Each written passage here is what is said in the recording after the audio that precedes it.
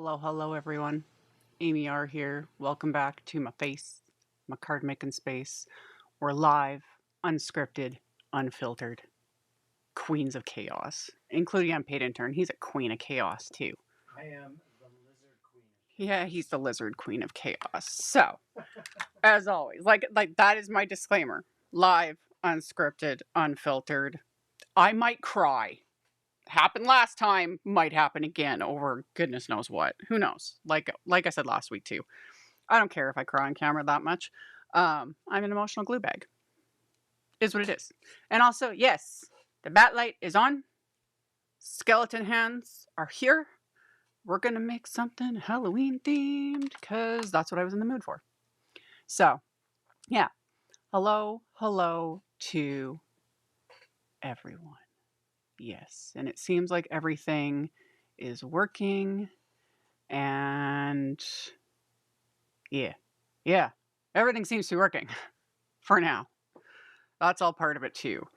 And yeah, before we get into the making, it is the end of August already. As of midnight Eastern tonight, the chaos really begins in the best way. Just me as a content creator. I don't even know. I don't even know. I'm just Stamptember. Stamptember starts at midnight Eastern tonight. We've talked about it. I'm not 100% certain right this second if we're going to go live tonight. I kind of floated the idea. We did it last year. Yeah, we did it last year. It was loads of fun. I will let you all know maybe like a couple hours after this live ends. Because I'm just like, ah! It's K. So again, let's just get through the little bits of disclaimers and things. Stamptember, it's exclusive to Simon Says Stamp. They've done a blog post so far kind of explaining there will be more info coming out. I can only say certain things. Some stuff I'm not clear on yet. They will clear that up. Simon Says Stamp, like Heidi, is going to go live on the 2nd. Yes.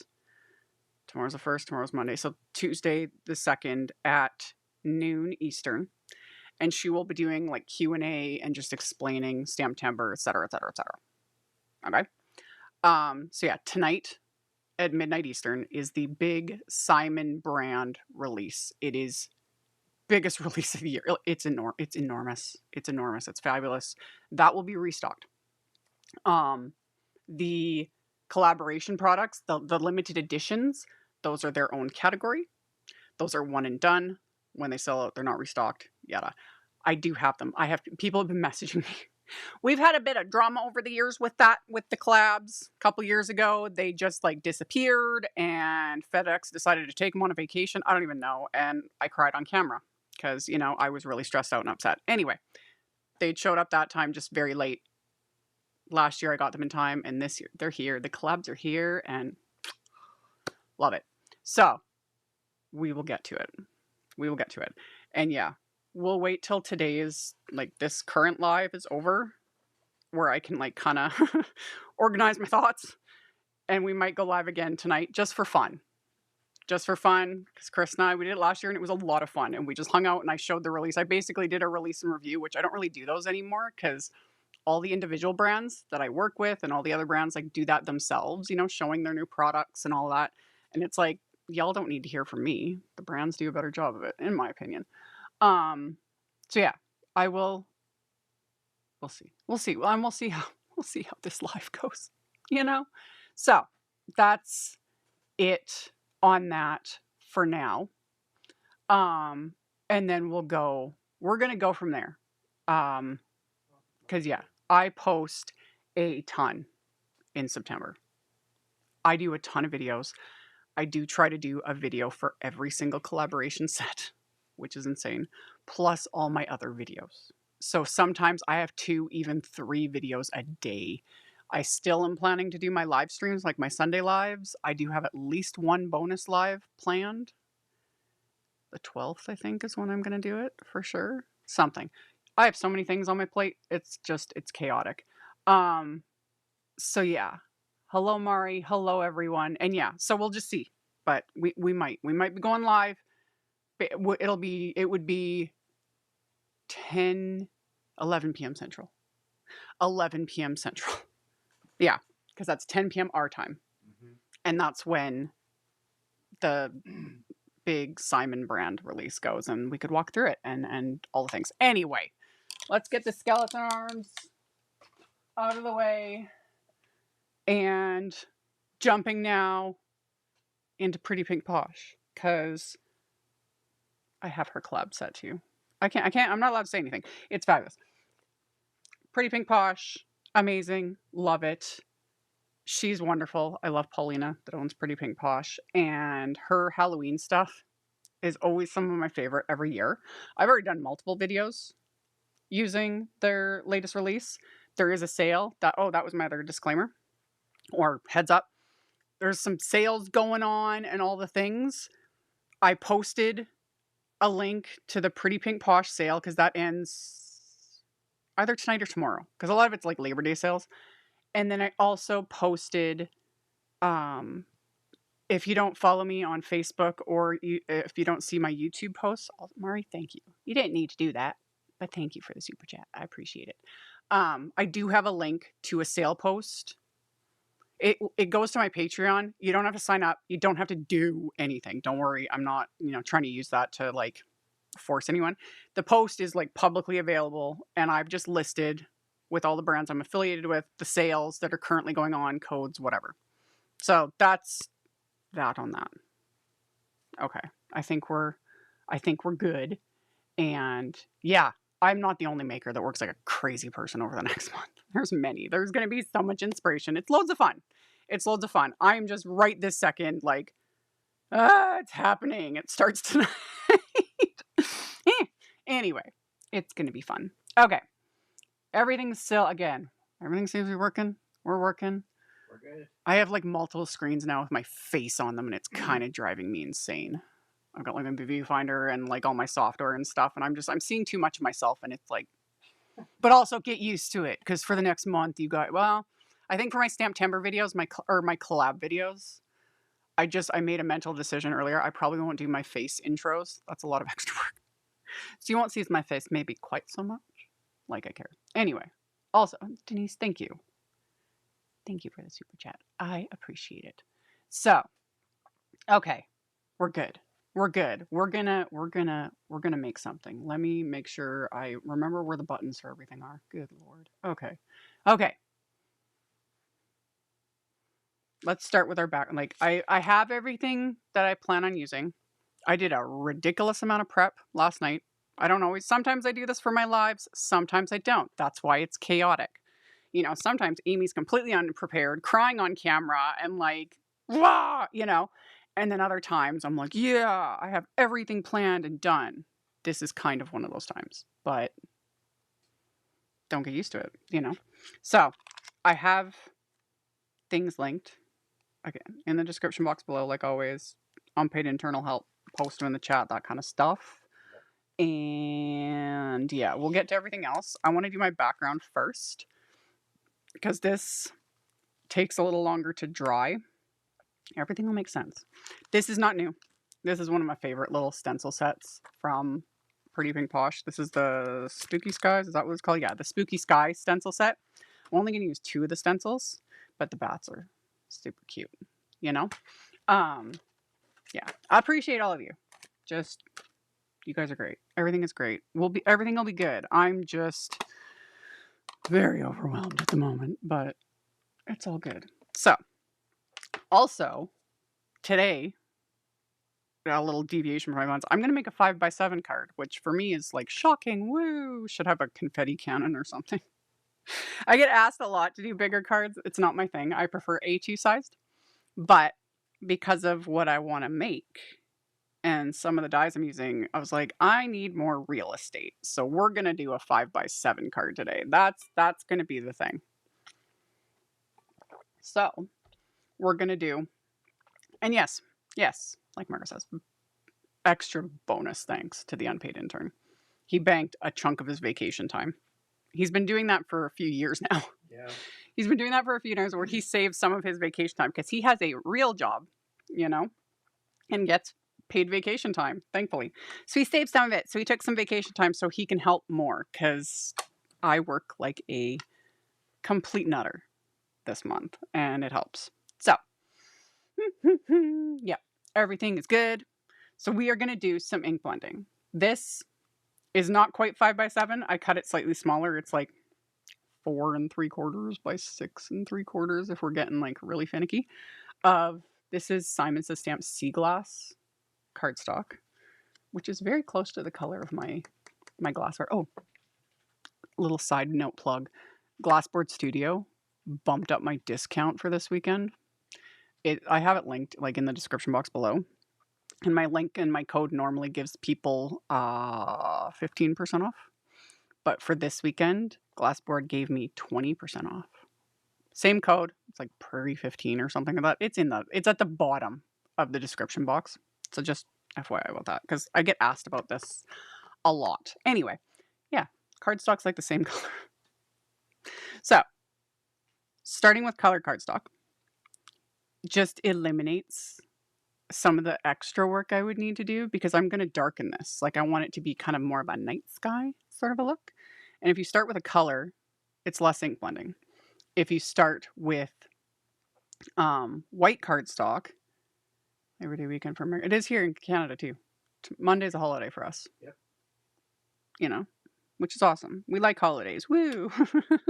So yeah, holiday weekend. We love it. Anyway, starting with color cardstock just means less ink blending. And I like that, you know? So I'm going to use some Pawsitively saturated inks. Any inks will work for this. And I just pulled out a few kind of colors. And I'm going to start with my lightest, which right now is Dew. And then we're going to blend this on. And then I'm going to keep darkening it. This will all make sense in a second. So I'm also not going to worry about my blend being like perfect. One, as always, perfection's overrated. But also, this is the background.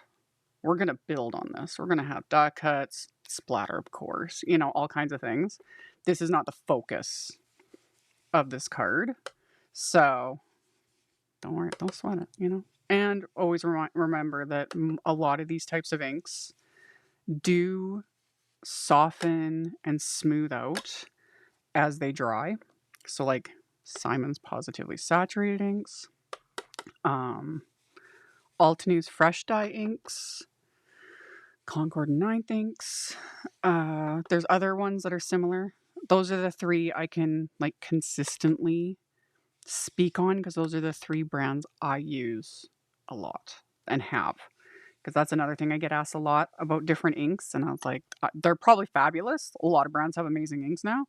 I just don't own them, you know? So that's the only reason why I don't mention them because I don't have them. Never say never. Who knows? At some point, maybe I'll own every single ink. Who knows? I like ink, you know?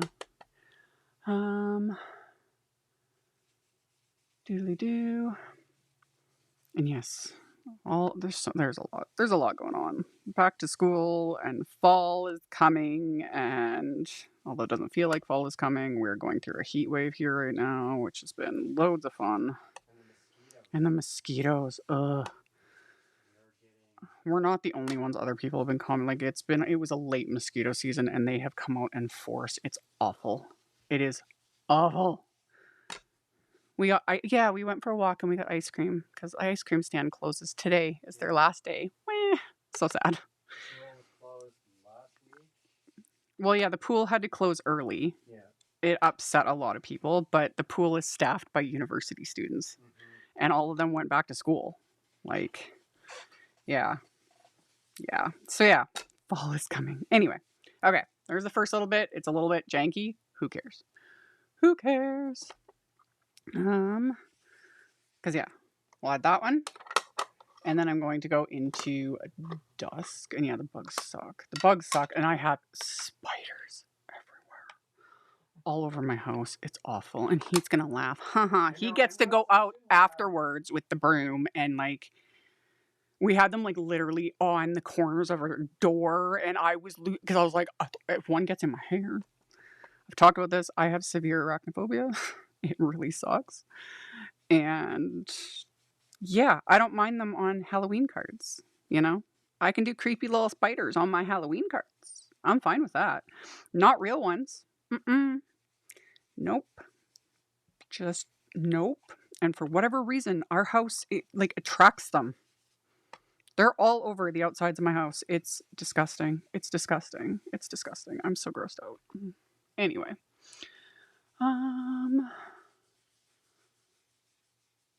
The fires in Canada. There's several of them. Wood spiders, currently. Yes, there's many different kinds. We don't need to discuss the types of spiders, babe. Seriously. They're all icky in their own ways. Like, if they want to eat all the little mosquitoes and stuff, great. But instead, they just want to hang around the doors and get in my hair. And we're not going there. We're not doing it. Can't. That is the one thing I do love about living in a province where it gets really bloody cold in the winter and we have 6 months of winter. It's my favorite part of winter. Is it kills all the bugs. Okay. So I got that. I'm leaving the center a little lighter just to build that, kind of glow, whatever. Exactly, Leah. Yep, send the bugs back to hell. And I'm okay with that. So yeah. Anyway. Okay. So there's that one, and then we'll go even a deeper shade. So I'm going to use Night, which is, a very like midnight navy sort of shade. Just like this. And this is really gonna deepen this up. Like that. And by building up as well, like going lighter to darker on this, it just makes the ink blend a little bit better. But again, like I was saying, having a color cardstock base just saves me. I would have to blend so much more and for so much longer. If I was starting with white cardstock.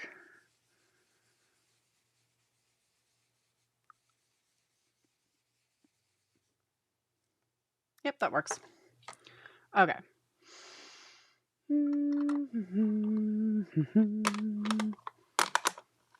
Okay. Who, what now? Oh, someone was just asking if a 5x7 costs more to mail than a 4x6. It does. In Canada, technically, you were right in the fact that we're charged by weight. Size is mostly irrelevant unless you're, you bypass whatever there's going to be some sort of size regulation. I'm sure it's 8.5 by 11 because I think we could mail like in a manila envelope, but it's by weight. And a 5x7 card made with like heavyweight cardstock immediately because it goes up at 30 grams. Yeah. This card's going to be more than 30 grams. It is going to cost me a little more to mail, which I did forget to mention that, but he always puts it in the chat during my Sunday lives. And I say Sunday lives because when I do bonus lives, people ask. We do the little card giveaway because he's able to help. I can multitask, but I can only do so many things. I'm not, a total superhero yet. But yeah, I give away the card I make. Sometimes I make more than one on my Sunday lives. And I mail it out anywhere. It doesn't matter. We put the doobly-doo in the description box under the video. He posts it in the chat during the live. And all you got to do is pop your name and address in there. We don't save that. We don't give it to anyone. I don't sell it. It's just for the card giveaway. And then after I mail the card out, I delete that form. No one sees it. And yeah, I posted about that already. I left my house last week. I mailed out all the previous winners. Yay me. Life is good. And yeah, this one will cost me more to mail, but that's okay. It's like slightly under $5. Even, well, if it goes international, it might be a little bit more than that, but it'll be fine. It'll be fine. Everything will be fine. I did forget to... I don't need to use a grip mat, but I'm going to use one. So I forgot. Give me 1 second, because just in case someone asks. Let's do...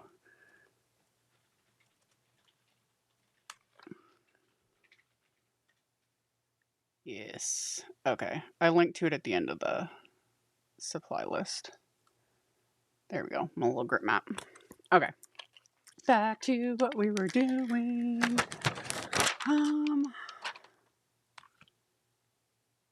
keep getting a commercial ad popping over top of the live chat. Oh, seriously, YouTube?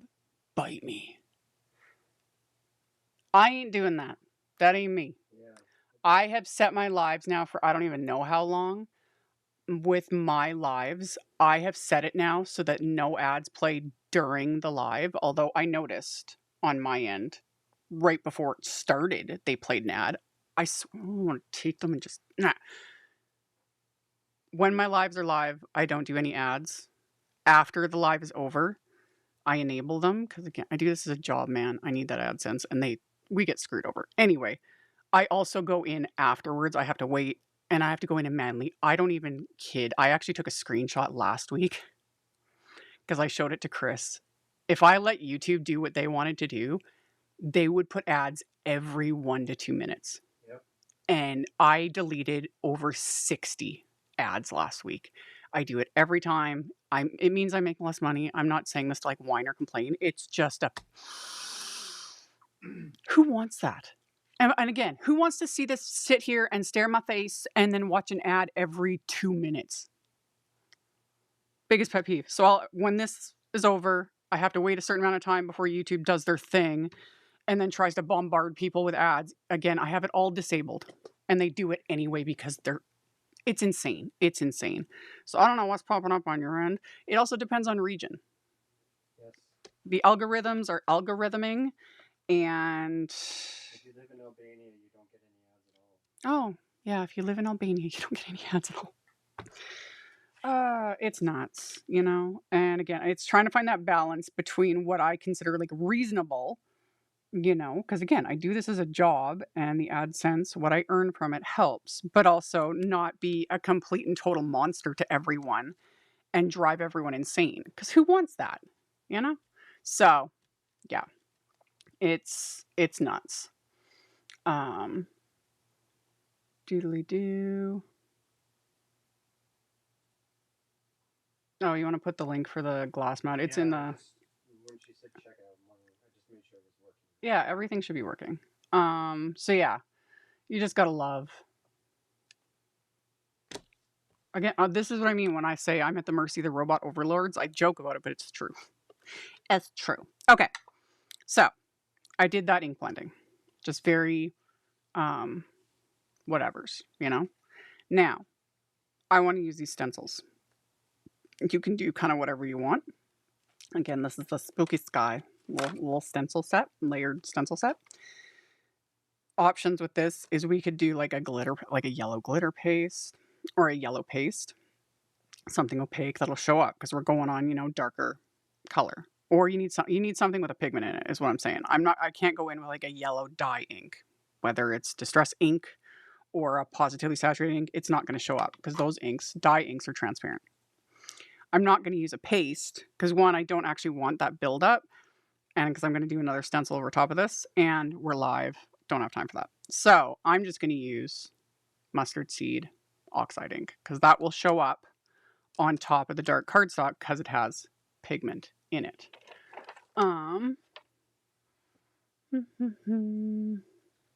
Think I've noticed that if it accidentally gets disconnected, I'll sometimes get like at the beginning of things. And again, I'm only annoyed by that because I literally have them disabled for my lives, but YouTube's just like, screw you, you know? They own the site. They can do what they want. It's nuts. So, yeah. It's a constant battle that I deal with. So, I'm going to blend this. And because this is a yellow on top of something so dark, it's not going to be super vibrant, but I'm okay with that. Because again, this is a background. If you wanted to keep it flat, you know, not use a texture paste, but you wanted it opaque, another option would be to use paint, like mustard seed distress paint. You would just need to apply it with like a sponge. Because if you try to use a brush with paint, the paint, no matter what you do, will ooze under the stencil, you know, all those sorts of things. But again, I'm not concerned about any of that, but that's just an option. If you want like an opaque coverage, but you want it to stay flat, paint is your like best option. But if you want to apply paint over a stencil onto paper, you need to use a sponge for that because yeah, the bristles of the brush would just push that paint and you'd end up with just like blobs. They wouldn't be stars no more. They would be little blobs. Okay, so we did that. And laying.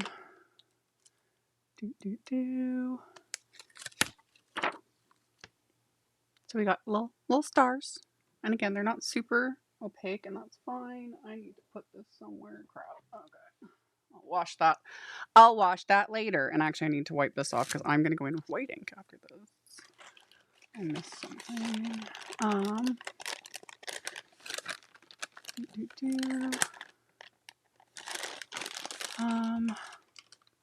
Yeah, the ads are fine except when they interrupt what's going on, especially live. I know. And it just, for the longest time, I allowed ads during the lives because they weren't insane.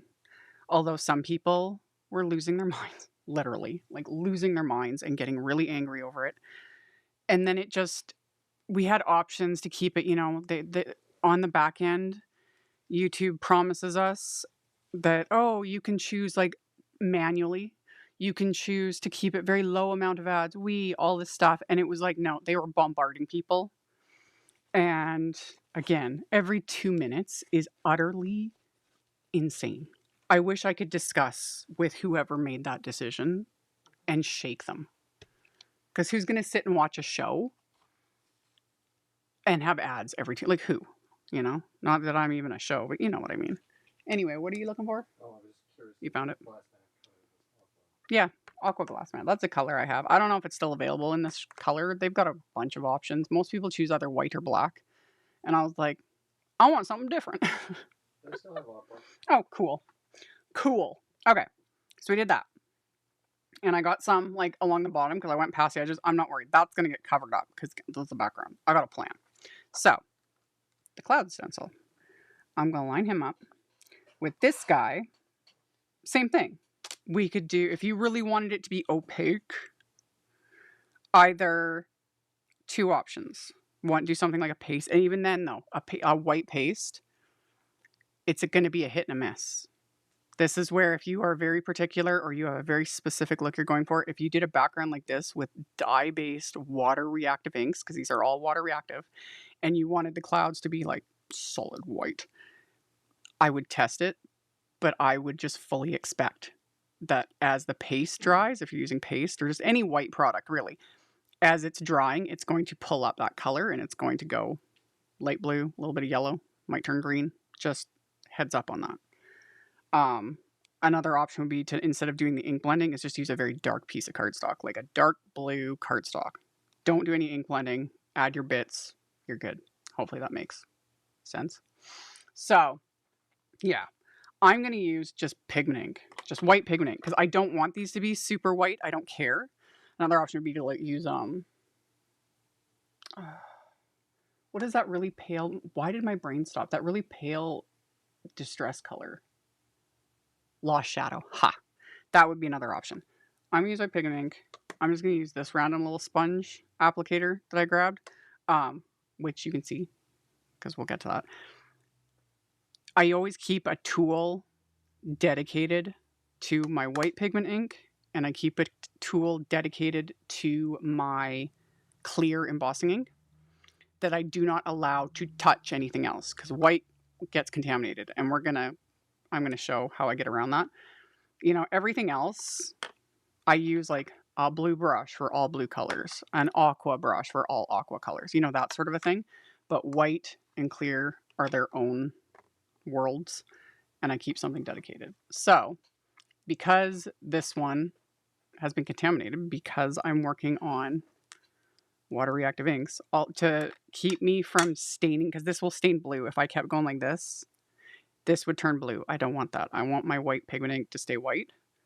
So I just smush it onto my work surface. And I will pick up the ink from here. That way, my ink pad stays white. And then I can just go in like that. And some of it's going to show through. That's fine. Like I said, one, clouds, you know, can be sort of transparent. And also, this is a background. And we're going to add other stuff on top of it. But yeah, all of that is reactivating all these water reactive inks. So it's just doing what inks want to do. and that's fine. So this way I can keep my white ink pad from becoming a stained mess.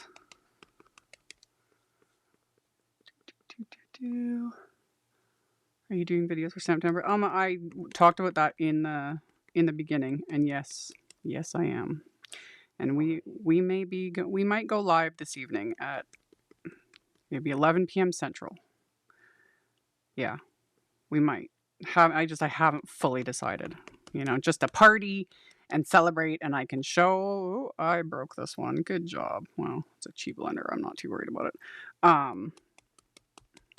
So we can like walk through the Simon brand Stamptember release because that goes live at midnight Eastern. So we may go live. We'll see. We'll see. Anyway, so I got that. Really simple. This can just whatever. And then, yeah, everything I'm linking or everything I'm using, I linked, including that little sponge tool. That's a Rainbow Splash sponge tool. There we go. And then let me wipe that up so I don't get ink all over everything. And then I've got my little background. So this needs to dry. And with the magic of television, look at that. I've got one that's already done. So you can kind of see as this fully dries, it lightens up a little bit because it's absorbing that ink, you know? But yeah. I did this like an hour before we went live today because I was like, I have a few minutes. It doesn't take very long. And then that way I don't have to deal with a bunch of wet ink. But that said, this is going to sit aside because we're going to work on everything else. Let me just wipe that off because I don't think I'm going to need this anymore. And then, okay, where's the cover for this? I lost it. There it is. Okay, this will work. There we go. Okay, so I need my little sticky thing off to the side. Now, I did, like I said in the beginning, I did a bunch of die cutting. In fact, that I need to set aside. That was a new Stamptember item. I don't want to accidentally show that on camera. Oopsies. Anyway, we're good. Everything's good. Okay. I did a bunch of die cutting. And I have everything linked, but the main thing is I've got the cat holder. And Pretty Pink Posh has done several. There was a ghost holder last year. Love it. There's a little puppy dog one that I did a video on. I did some birthday cards with him. She's got I think we did a rabbit one. I think she did a rabbit one in the spring for like Easter. Got the cat. And these are just generic. They're just little critters, you know, and they're little paws cut out so they can hold things. You know, they work for everything. Obviously, I'm going to use the Halloween holder editions, so you can make any one of them Halloween themed, you know. So I got that and that. I also used elements from the Halloween bucket editions. We're going to like build a scene. I'm going to give him little like glittery bat wings because why not? And yeah, we'll get to all the things. And then the other thing I did was I die cut some green cardstock with this grass border wafer die because that's what's going to cover over the bottom. And we're going to add some ink blending. Try not to die, please. We're going to add some ink blending to everything to give it dimension because dimension is life, obviously. Okay, I don't need that. What I do need, how about you go get a drink? That's what I'm doing. Yeah, there you go. There you go. Okay, I don't need that one. I don't need that one. Men, you know? Okay.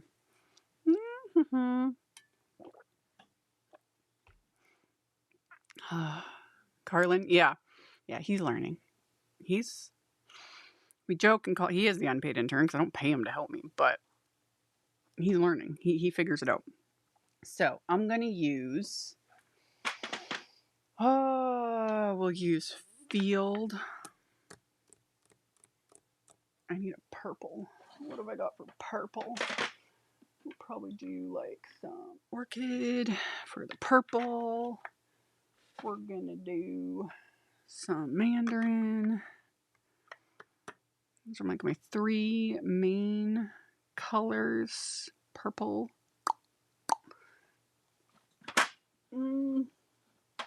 We'll get a smidge of that for something else. Black soot, because you need black soot. Oh, and then I'll need yellow. That'll be honey. We'll get to that. Okay. Okay. Let's do some ink blending. Just super simple, super easy, you know, build up.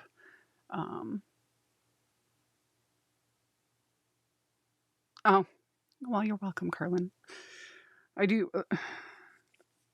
I try, you know, but I mispronounce things all the time. And when it's names, it's never personal. I'm really bad at pronouncing anything, really. Here, let me move that down so you guys can. There we go. So the names show up on camera. Just whatever works. But yeah, pronunciation is not usually my strong suit. Okay. So add that, and then I'll also add around the perimeter of this as well, just to deepen it up, give it that little extra something, so it's not just flat cardstock. There we go. And again, this will dry back a bit. It won't be quite this intense. And I'm happy with that. I am happy with that. So we'll take that, and that's going to go on.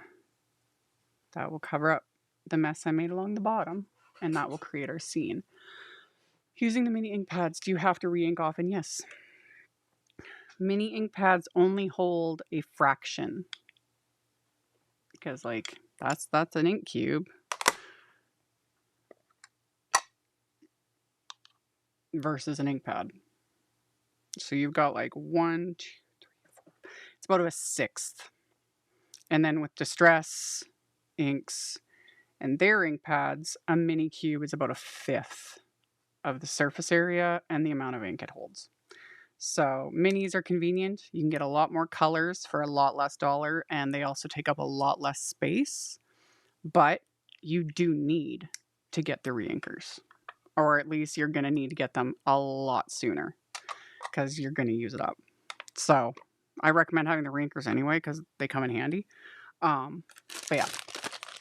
So yeah, I have not reinked any of my minis yet, but I don't use the minis that often. I use them more for lives, because I can have more out, you know, and they're not taking up near as much space, because, you know, like 3 minis in the space, whereas 3 full ink pads, that's why. So I am, and I'm getting ink everywhere. I am fortunate in that, like, a lot of this is sent to me, and then I've got the options. But back in the day, I used to only order exclusively like cubes, because that's all I could afford. It was all I could afford. It was all I had space for, you know, all of that. And it was fine. And then I would get the reinkers. So, yeah. Yeah. Okay. I'm like getting stuff everywhere. So, that was our little grass bit. Then I die cut. The cat is going to be, he's going to be black. So, we're not going to do any ink blending on him. But he's going to be a little black cat. And then I die cut using the little Halloween holder accessories. I die cut him a little purple witch's hat, because I thought that would be cute. So he's going to get a little purple hat. And oh, I've also got his little tiny earpieces, like so, because those will go in there, you know, to be all cute and stuff. And then his widow tiny mouth and his widow tiny nose. Okay, so we've got those.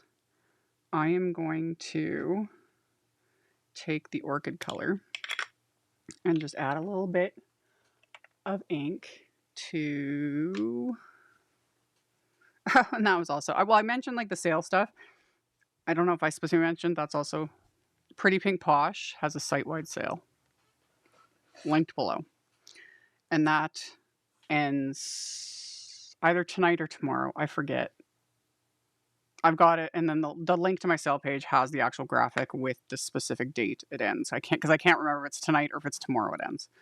But yeah, Pretty Pink Posh, all on sale. Love it. So we're gonna build up again just a little bit of dimension on this cute little witch's hat. Do. Like that. And then, okay, so we did that. And then we're gonna need, so that was the band, which is black. I don't really need to add anything to this, but why not? We're gonna do, I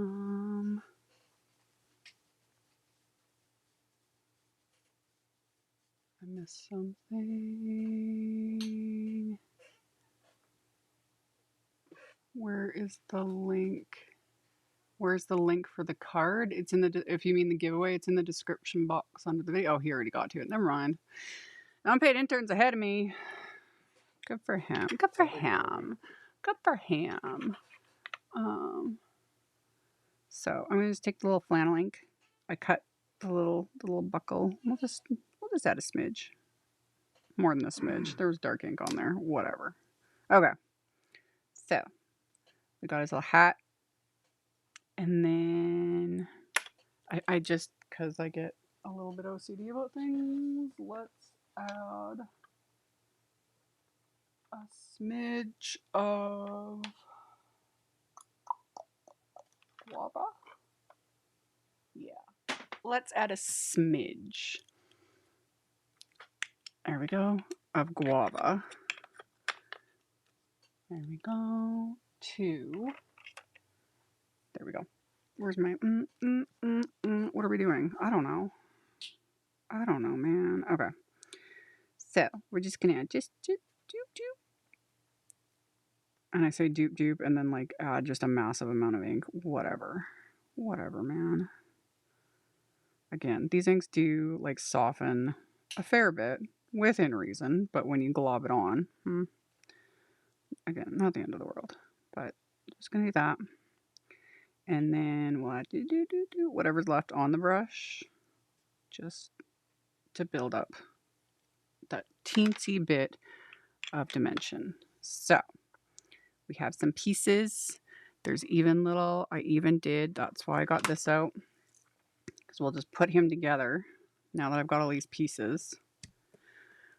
Doing the little Tim Holtz grip mat doohickey trick that Kathy Zielski has shown, and it helps. It keeps me from getting glue everywhere.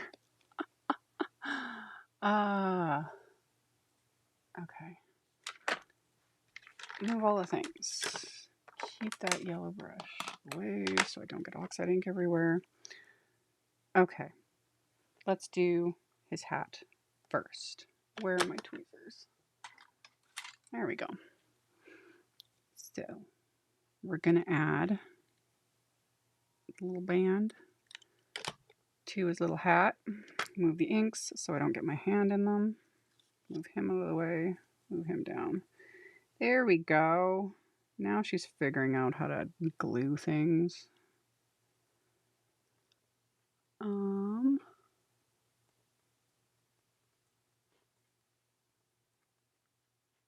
can't partake in the Labor Day sales with Stamptember on the horizon. Well, I share because, you know, choices. Some people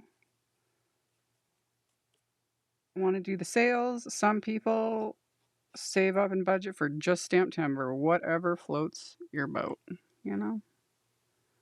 So then we glue his little buckle. Just like that. And we've got our little hat. All super cute. Love it.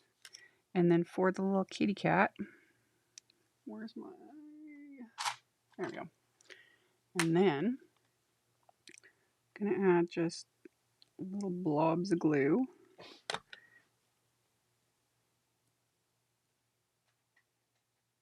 Just like so. Give him his little pink ears. And then his face. You notice I didn't do anything for the eyes. We're gonna get to that in a second. So then you add little blobs of glue. So yeah, the die set for this little guy, just like all of Pretty Pink Posh's die sets, where is it? It does have a wafer die for the eyes, and the way she does them is like you could just run it through like this, like it spaces them for you and all that kind of stuff. However, I'm gonna do something else. I don't mind his face being a little no, that's bugging me. Good job. He's glued, whatever. And there is actually a separate little die for the ears. So if you want to do the ears a different color, that's an option too, which is really cute. But I just wanted to do that. And then his little nose, I'm not going to keep pink, even though pink is super cute. I'm just going to do his nose in black. And then he's got his little jaunty witch's hat, which is going to kind of cover up some of his ear because I need to leave enough space. I'm kind of annoyed with where I put his... Where did I put them? Ha! Because we're going to add googly eyes, of course. That's why.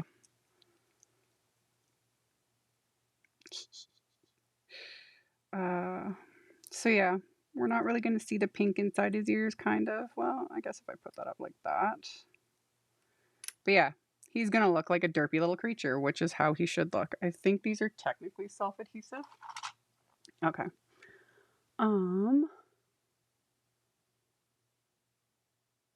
Hello, Kathy.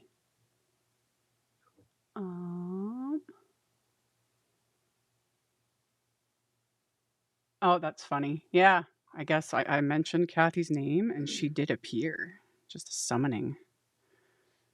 My skills are getting good. Gotta work on that pentagram though. Anyway, these are self-adhesive. Technically, I don't trust that kind of adhesive, so I'm still gonna put glue on this. Kind of just eyeball where I want to put them. And then just pop that derpy little googly eye into place. Just like that. Oh, he's gonna look so silly. And then, so yeah, I still remove the backing on these little self-adhesive googly eyes because I've actually forgotten to do that in the past. And then I just added glue and glued it down, and the glue will seep through the backing, and then it doesn't hold the and then the eye popped off, which he thinks is funny, but it's not. It was a tragedy, okay? But yeah. Tragedy of our time. Yeah, total tragedy. Barely survived. Anyway. There we go. So now he's got his derpy little eyeballs. And then I die cut scrap the white cardstock for his little whiskers, and same thing. That's just one wafer die. You just run that through. Love it. Am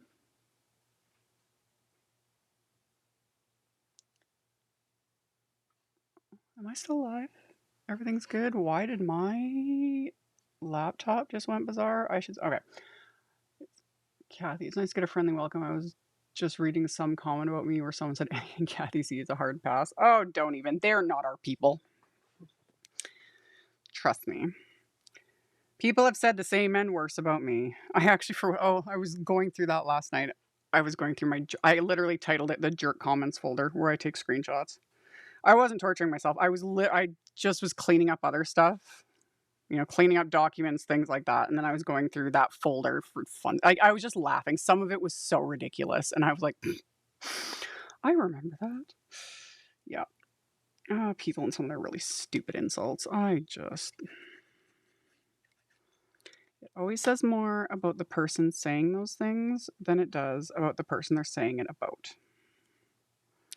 And I've talked about that a lot. So, yeah, they're definitely not our people. There we go. There's his little, he looks ridiculous. And it looks like he has no nose, but he actually does. But, you know, black on black sort of a thing. In fact, it's bugging me. So let's add a highlight to his nose. So you guys all, you know, he's got a little highlight on it. Woo! There we go. I'll be adding more little bits, you know, as we get on with this. Yeah, we totally can commiserate. Some of the comments. And again, none of it gets under my skin. I never, when this topic comes up, I don't say it to complain or whine or anything else. The only reason it gets brought up is one, addressing it when it gets brought up, but also when new makers enter the scene, I just want to remind anyone who wants to put themselves out there on the internet, you know, whether you want to make videos, you want to just make cards and post them online, whatever. Do not take the negativity to heart. It sucks and you shouldn't have to deal with it, but it has nothing to do with you at all.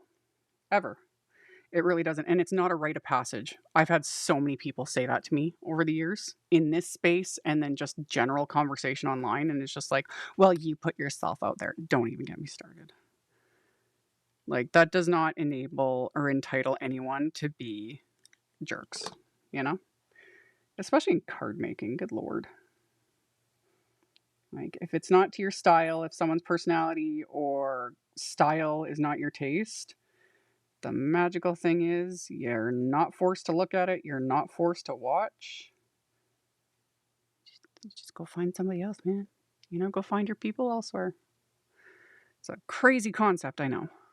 But yeah. Okay. But yeah, it has nothing to do with the maker, the content creator. Negative comments, insults, all that kind of stuff says a million times more about the person leaving it. Because if you're that unhappy and that miserable in your life that you have to go and just blah, blah, blah, you know, whether anonymous or not, it's, yeah.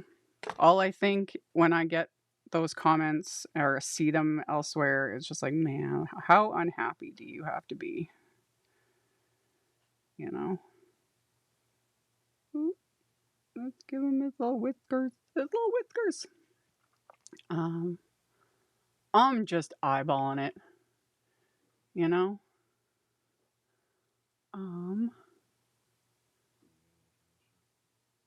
Well, thank you, Rebel321. I like your username. Oh, there's just popping up. There we go. Thank you. Thank you for the super chat. I appreciate it. Tim saying, yeah, don't yuck on someone else's yum.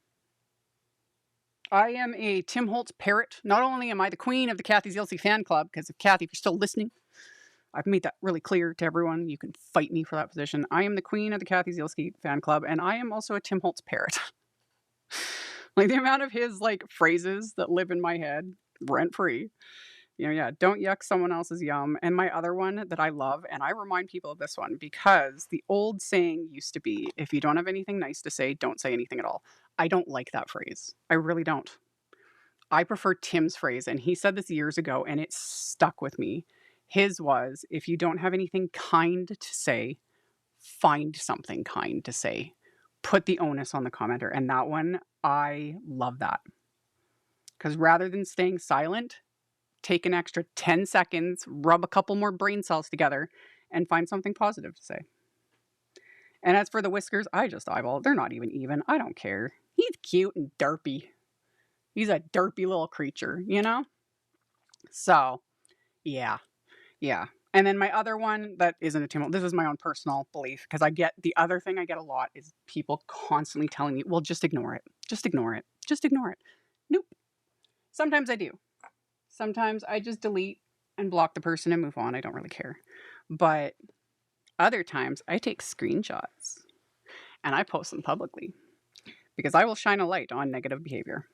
And that gets some people really up in arms. But it's like, if you're posting it publicly, I'm not lying. I'm not making anything up. I'm not attacking anyone. I was like, I just took what was thrown out there, thrown at me publicly, and saying, hey, this ain't okay. You shouldn't act like this. Like, hello.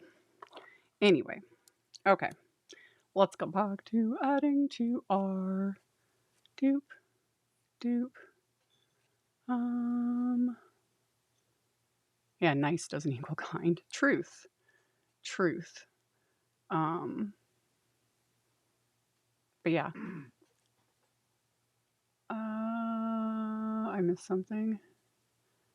I was always raised, if you can't say anything nice, don't say anything. Oh yeah, a lot of us were. I remember being told that as a kid. If you don't have anything nice to say, don't say anything at all. I no longer agree with that. I don't. Didn't that come from like Bambi or something like I that? think it was the Bambi phase. Wasn't it Thumper saying that? Mama always said, if you don't have anything nice to say, don't say anything at all. I love Bambi. It was great. Traumatized us all as children. Literally, I remember watching that as a very small child. Traumatized. But I don't agree with that phrase. Sorry, Thumper, your mother wasn't correct on that at all. You know, silence is complicit. Just saying. Okay, I cut his little broom. This part of the holders editions, because you know he's got his little witch hat. He's gonna have a broom, so that's why I pulled out the honey ink.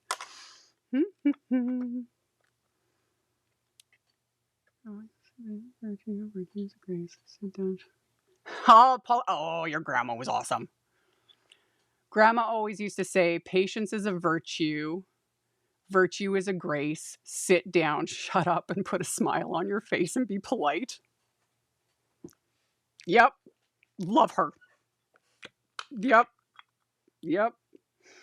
Where's my, okay. I was like, I lost what I was doing. Okay. Love that so much. Anyway.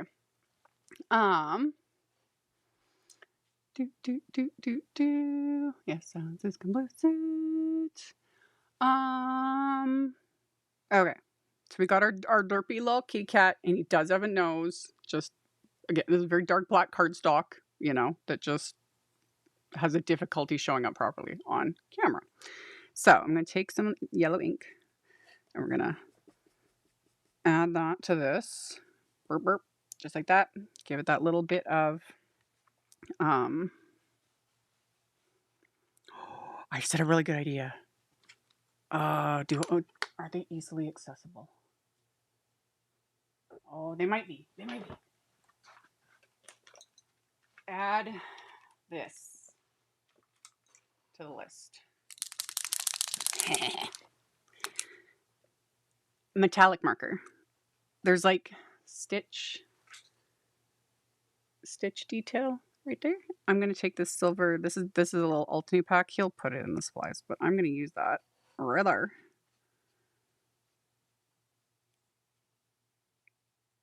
Oh, I like that. And then because I have this out, I'm actually gonna go right over his buckle. Since I've got it out, I'm gonna go over his buckle and make it shiny too, because once I get started with the shiny stuff, I'm not gonna stop. Yas.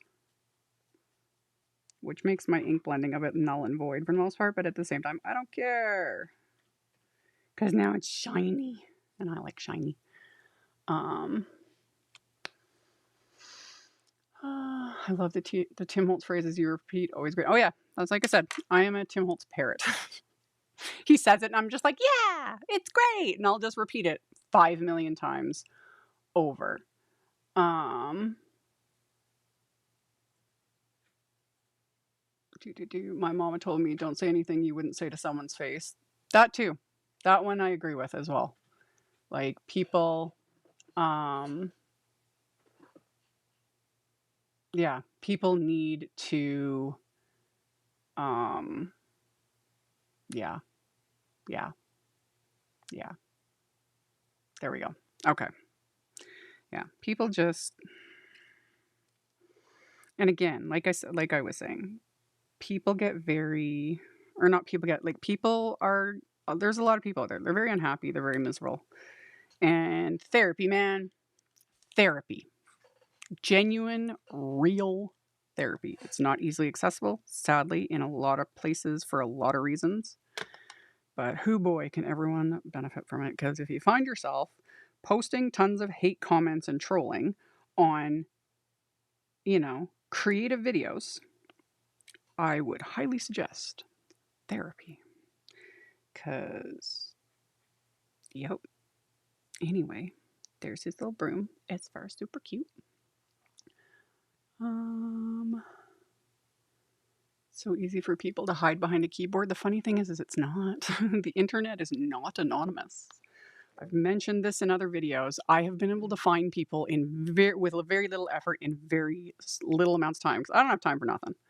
But I've had some nasty troll comments, downright threats, all the different things. I can find people. I can find out everything. It does not take me, and I am not that great at it. But I've been able to find people and literally found like where they worked, all of it. And it's just like, really? Really? Would your family appreciate you saying this kind of crazy stuff and threatening card makers on the internet?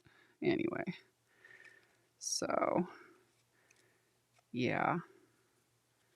Yeah. My big one is just, it's like, how would I feel when I'm having a bad day? And if I wanted to say, I would never, but if I wanted to go and say something nasty, how would I feel if someone took a screenshot of that and like showed it to my kids? It's like, wow, this is how your mom's acting online. It would be like, oh, never. Anyway.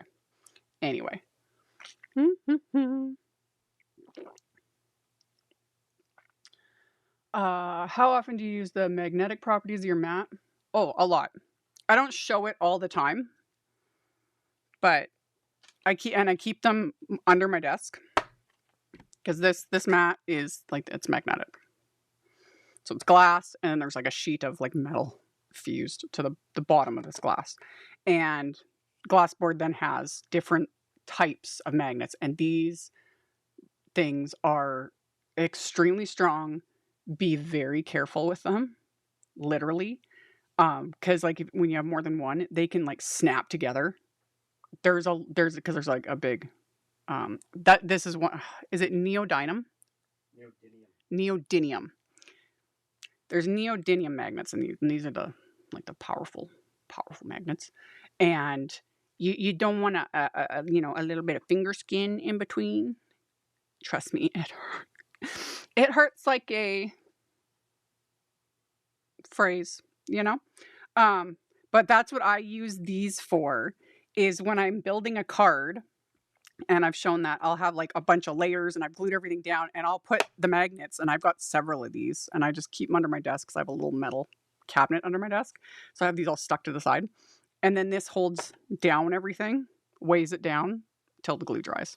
That's what I use these for the most. And then, yeah, I keep them off my desk or off my actual glass board because I'm flinging things around. These will stick to it.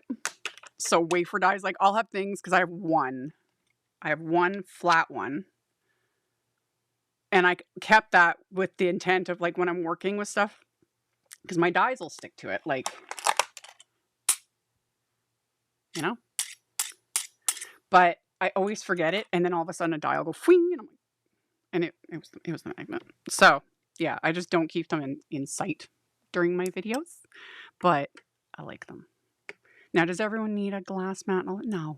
I've got that code that ends either tonight or tomorrow. I think it's tomorrow that the 20% off glass board. I have a big one. I get asked that a lot too. This one is huge. This is a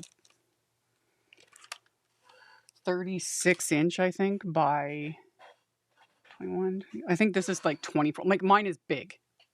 Mine is huge. You don't need one this big. You don't. I thought when I got it, I was like, I will keep my, this area clean. The whole, so I was like, ooh, never happened. Never happened. I could have had a glass board like half this size and I would have been totally content. But I'm stuck with it now. I'm not getting another one. Anyway. Okay.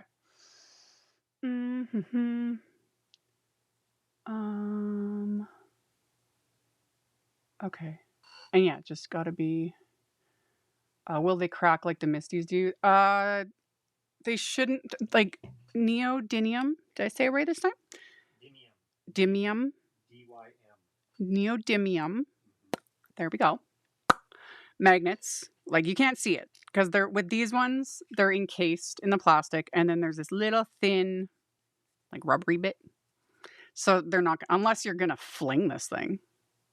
But yeah, the Misty magnets is just that magnet. It is the freestanding magnet. You need to be careful with these. They're rare earth magnets, and they're brittle.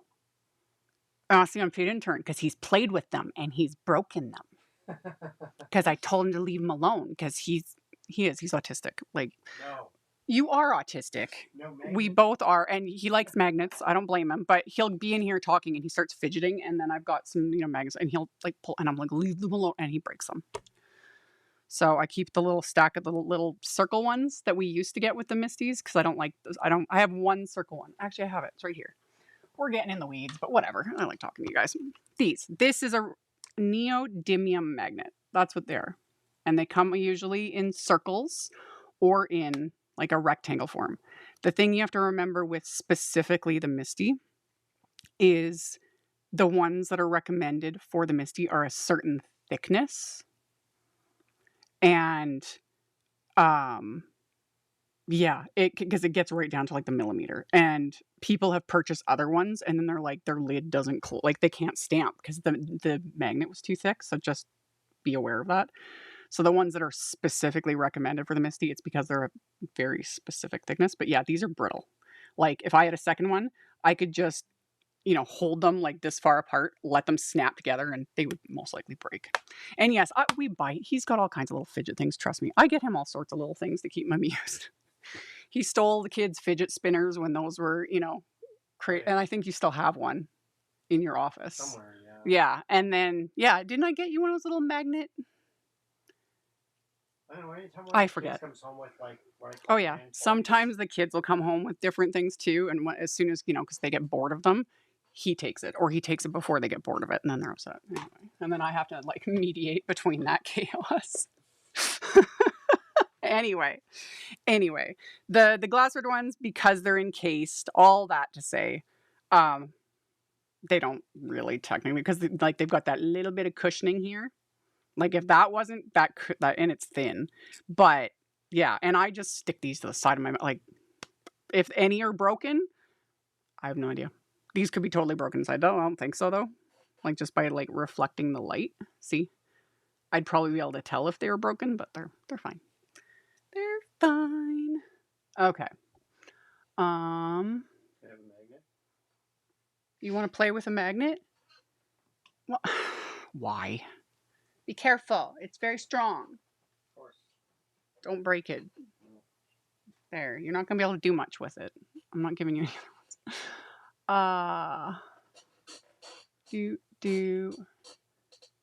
Yeah, those little. Oh, and the other thing is, and I don't have. Do I have one to show? I might just. Again, I don't mind. If you guys don't mind, I don't mind. Where? I have one in my old Misty. Where did they go? Oh, they're on. Oh, again, they're right on my finger. So this is what I did. Oh, okay. Talking about there we go. Yeah, I have the actual Misty magnets. It has the like My Sweet Petunia engraved on it. I wrap them in tape. So these will technically also work on here, but not. I would say these aren't as strong as the ones inside this, and I'm keeping them very far apart. Yeah, this one has got to be thicker than this.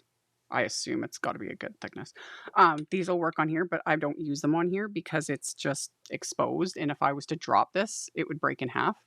Anyway, these little Misty magnets, I wrap them in just washi tape. Not too much, because again, you don't want to make them too thick.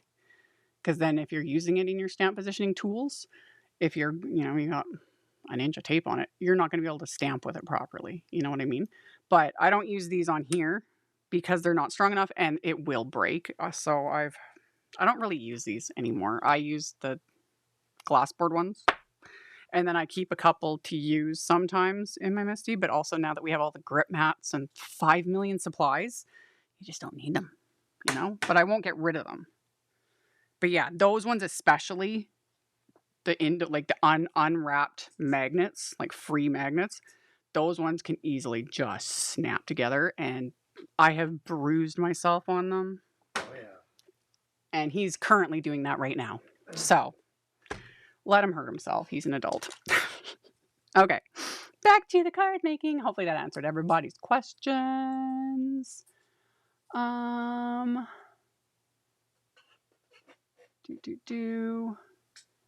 you won't get any ads during my lives. You're probably watching from the beginning, but when I'm live, I keep the to no ads. Okay. I made. I die cut. Let's put the lids back on these. I don't need them right this second. I die cut little wings. I don't know if you can. It's hard. There we go. You can see the stitch detail. This is Tonics. Where is it? There it is. Are you sticking my... We're not going to ask. We don't ask. We don't ask when he's tisming out. Anyway, this is Tonics Black Glitter, or Black Sapphire cardstock. That's beautiful. That's beautiful, and I love it. And it's very black. It's very, very black. Love it. Love it so much. We've had discussions about this when it comes to glitter cardstocks and like whether the glitter stays on. Tonics, wonderful. Does not come off. I die cut it. It's fine. Wonderful. Love it. Simon Says Stamps glitter cardstock. Wonderful. Fine. Love it. Altenews. Also amazing. Die cut it. Doesn't shed. Everything's wonderful. Lawn Fawn. Tonic. Simon Says Stamp. Altenew. Lawn Fawn. I think that's all the brands I have that I can speak to. Oh, Spellbinders also has beautiful glitter cardstock. And I think Concord, any of those brands, they're all great. It's all very similar. It's all amazing. Just because I get asked it. Because I know people don't like glitter. Loose glitter is the herpes of the craft world. We've talked about it. I love loose glitter. It gets everywhere. If you love the look of glitter, but you won't touch that stuff with a 10-foot pole, glitter cardstock. It's wonderful. We love it. Did you link to it while you're playing with the magnets? You're just like so zoned out. Oh, you're not gonna get very close to becoming a paid intern. Anyway, I use the Halloween bucket editions, and I die cut the little wings from the black glitter cardstock because I was like, he'll look so. Let's give him so. Even though he's a little witch, I was like, he just needs. I'm gonna give him some little glittery wings because why not? So I use the wings, and then we're gonna use some of the other couple elements just as like scene building because why not? So yeah, he's going to be a derpy kitty cat with black glittery wings. Don't lose all my change. That's my Tooth Fairy change when we have to play Tooth Fairy. Yeah. Our second biggest expense after groceries. It kind of is our second biggest expense.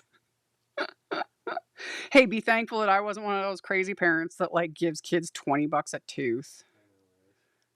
Although if we had been, guaranteed, the kids would have been knocking their teeth out instead of building fake ones.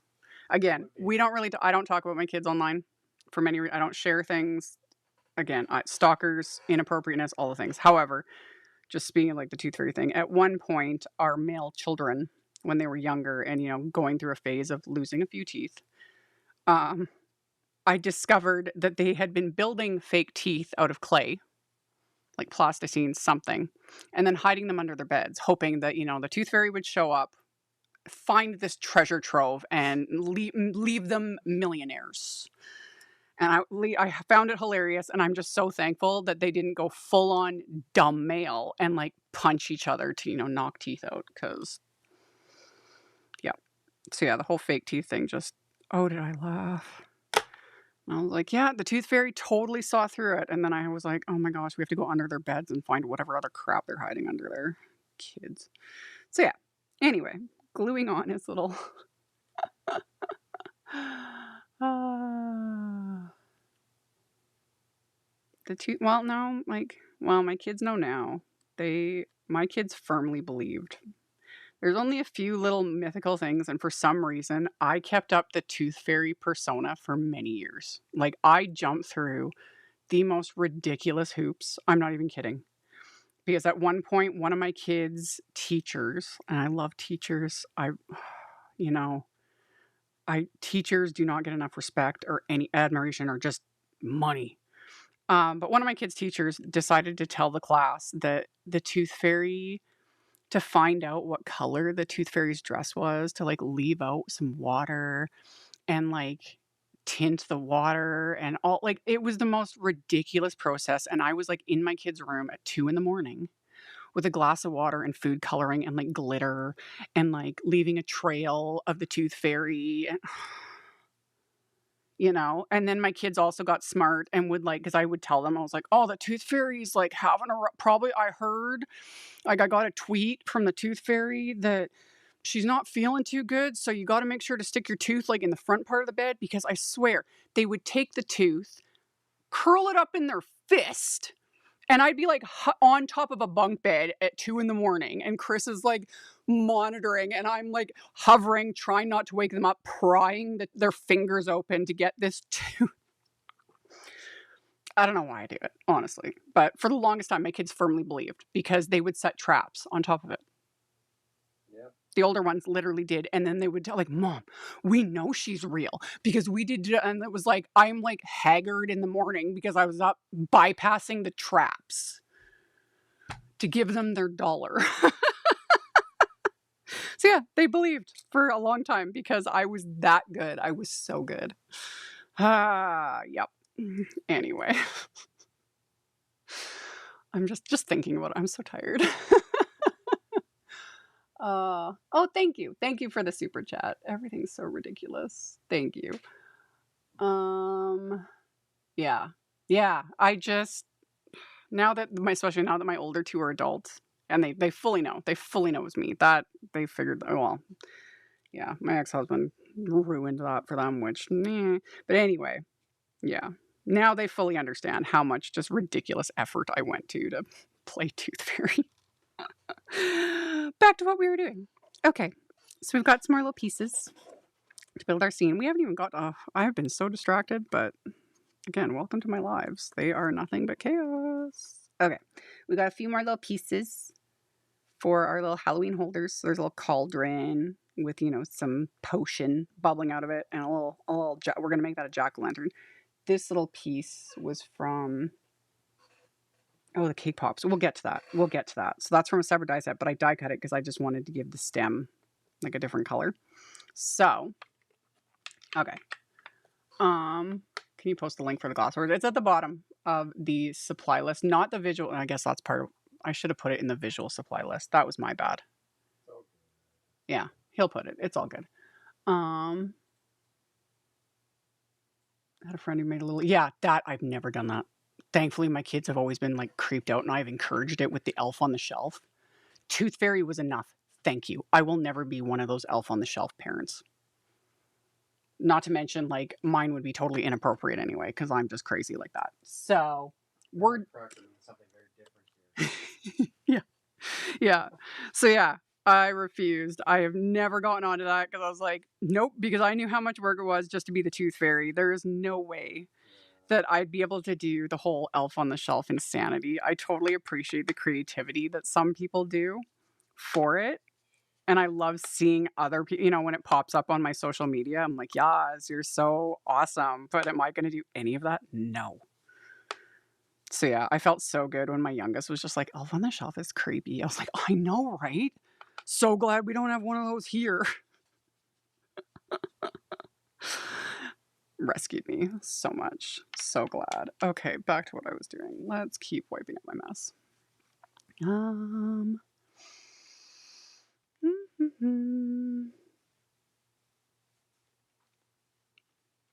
It is with my code, Belinda. The code Prairie 15 gets you 20% off at Glassboard Studio. We just don't change the actual code because normally it's 15% off during just normal times. And then for the Labor Day, like weekend stuff, they gave me 20%, which I thought was super cool. But yeah, you have to use the code to get the discount. Okay. Let's add some purple to our little bits of potionness. I don't know.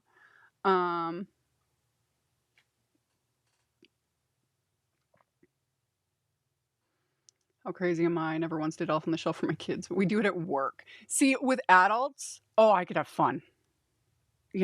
People have done some very creative things with elf on the shelf that I was like, that is not children appropriate. But that's the type of things me and Chris would probably do. Yeah. Yeah. I'd have way more fun if it was like Elf on the Shelf in an adult only environment. Okay. So add that little bit and then yeah, Chris is just the glassboard thing that Chris is copying is in the bottom. It's in the bottom of all my descriptions. And yes, it says 15% off. However, this weekend's an exception because of the sale. Yeah. I know. It's confusing. Apologies. Now he knows. So yeah, when you copy paste it, it says 15, but you actually get 20. And it would show in the cart anyway when you go to checkout or whatever. Where's my there we go. I need my orange brush. Okay. Yes.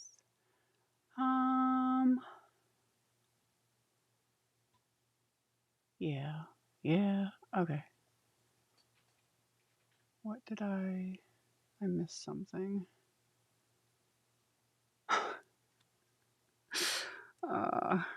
Yep.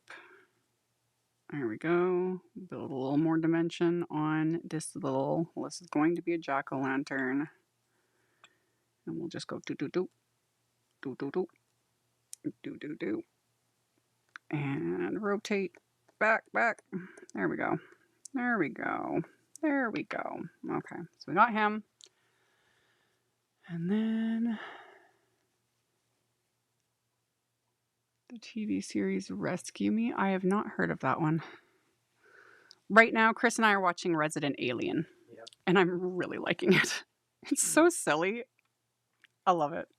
I think, because also both of us are huge Alan Tudyk fans. Yeah. And if you don't know who Alan Tudyk is, because most people don't, he does the voice of Sonny in iRobot, like Sonny the Robot. He did the voice of that. He does the voice of, what is the robot's name for Star Wars? K2SO. He's done voices for a bajillion things. He did the voice of Hey, the chicken in Moana. Yeah. To this day, one of my favorite behind the scenes clip, because it's him going like into the microphone, like making all these bizarre chicken noises, and he like deadpans at the camera and he's like, I trained at Juilliard. I was like, love it. We love Alan Tudyk. He's awesome. So anyway, we've been watching Resident Alien, and it's a little cringe at times, a little dumb, and then sometimes so heartfelt. And it's got these like little deep moments, and it's just a good time. We've been enjoying it. Yes, he was in Firefly. Yes. Yeah. And yes, he was in A Knight's Tale. I loved A Knight's Tale. I need to watch that one again. So yeah, he's been in a lot. Like he's a really good actor. And yeah, we've been watching Resident Alien, and just he's so good. And yeah, we found out most recently, and it like blew up on social media, that yeah, he was the voice of Sonny in iRobot. And I was like, that makes perfect sense. No wonder, because I loved Sonny the Robot in iRobot. Way better than Will Smith's character, that's for sure. Anyway, okay. I die cut the little jack-o'-lantern face pieces for this little guy. Where's my tweezers? There they are. Okay. Hey, it's my favorite. I know, right? Who'da thunk? A balking animated chicken could be so entertaining, but you know, that's the beauty that is Alan Tudyk doing that type of voiceover. Okay, just doesn't need to be straight, really.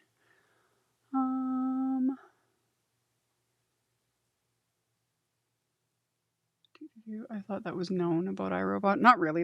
It actually, because it came up more recently, like they suppressed that. There's a story behind all of that. Yeah. Because yeah, Sonny the Robot really resonated with audiences and was technically very popular, and a certain big celebrity or big celebrity's team wasn't happy about that. So they kind of erased a lot of the recognition for that. Because yeah, I never really noticed it. Like yeah, he was listed and he's on the IMDb for it and everything else, but It wasn't widely known. All right, move his little nose over just a smidge before the glue dries. There we go. Okay, we got our cute little jack-o'-lantern, and like I said, I die cut. I use a separate die set. To build his little stem, just cause I could. And then we've got our little cauldron. Where's my tweezers? I lost my tweezers again. There they are, right in front of me. Oh my goodness.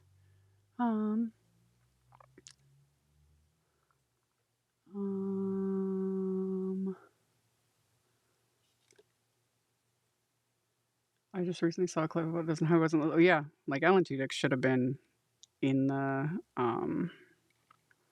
all the promotion and all the things when iRobot came out. Because I remember when iRobot came out, and I was really excited, and I saw it in theaters and loved it and all the things, and had no clue at the time too. I didn't know who Alan Tudyk was way back then, but yeah, they sidelined him over that, and he would have become a much bigger star much faster if people had realized at the time, and that makes me sad. But I'm glad he's starting to get his flowers now, and that more and more people are recognizing him, like.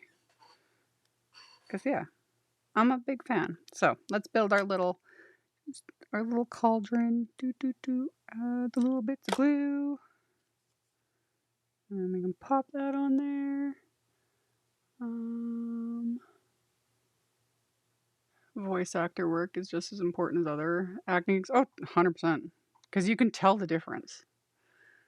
You know, there's when someone's just like, just doing the voice, like whatever. And then the ones that are really good at it. You know, those people that have, I always tell Chris, it's like those people that have that spark, you know, not just the Juilliard spark, because that definitely plays part, but you know, those type of people that have that charisma and it just comes across. Alan is one of those people. And it's just like, he makes a chicken entertaining. What else can I say? Okay, we've got these little bits. And then, so these are from the Halloween cake pops, which I was emailing Paulina last night, and I was going to use a set, and it sold out between last night and this morning. I think Simon Says Stamp has a few in stock, and I have a link to it, but on the Pretty Pink Posh site, they're sold out, which makes me sad because it's a really cute set. So I die cut some of the pieces, not all of them, because it's another big die set. There's all the pieces to build all sorts of little cake pops, little sticks, and all kinds of accessories, you know? However, I was going to make them cake pops and I changed my mind. We'll get to it. Let's just build our little dudes first and then things will make sense. So I've got my little Frankenstein monster. Ooh, I don't want to ink blend on my glue mat. I'm trying to be more like Kathy Silsky and not make a huge mess, which is probably never going to happen. But, you know, we'll build our little Frankenstein monster with these little die cuts. So that gives that. Heck, why not? I'll also add some black soot ink to that, because why not? There we go.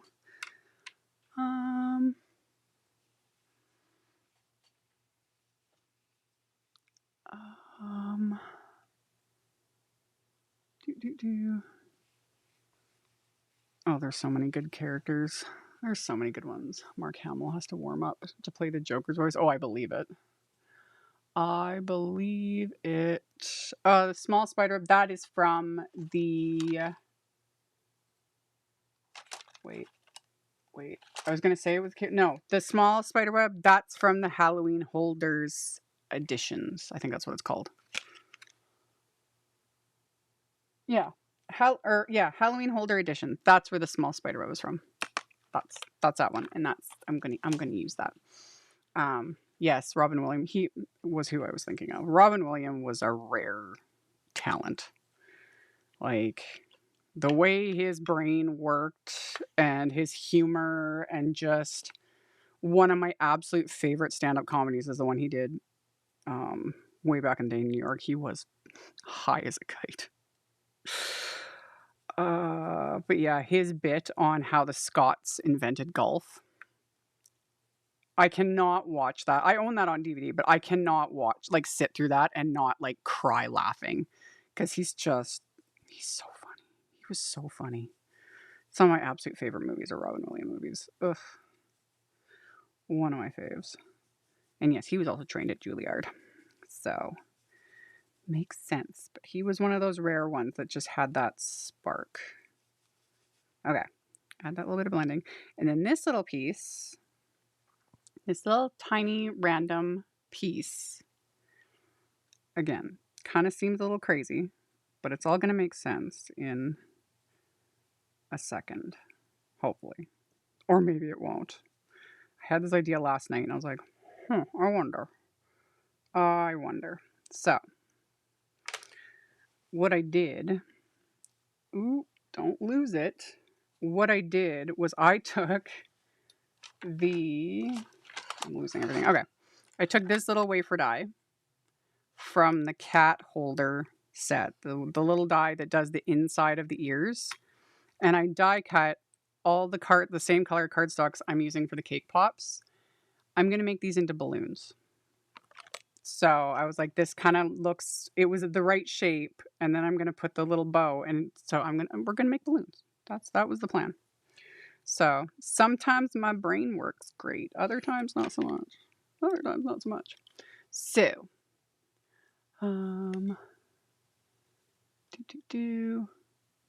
yeah. Robin Williams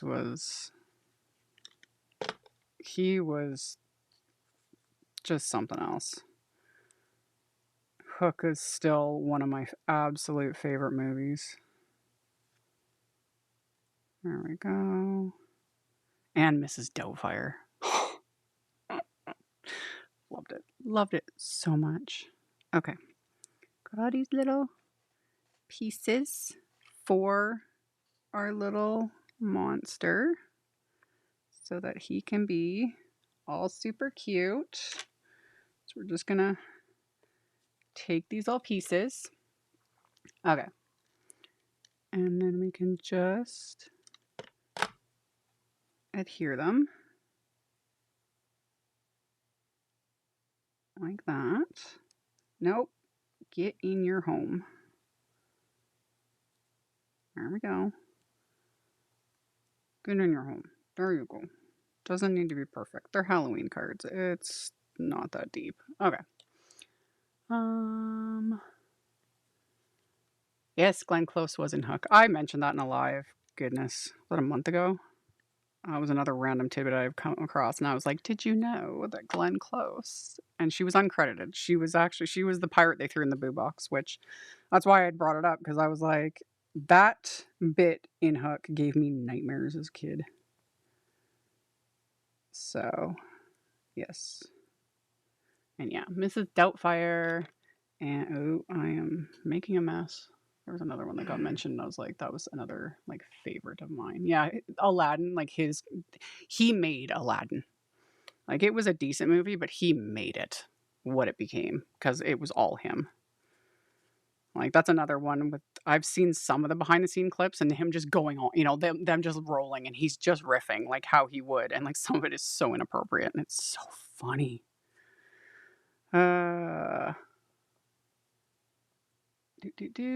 Okay. Yeah, Good Will Hunting, that's another awesome one. Chris and I watched that a few years ago. I'd seen it before, but we've been slowly working our way through like older movies. And yeah, we watched Good Will Hunting a couple years ago and I was like, oh, this movie's so good. There we go. Oh, get in your... There we go. Okay. Okay.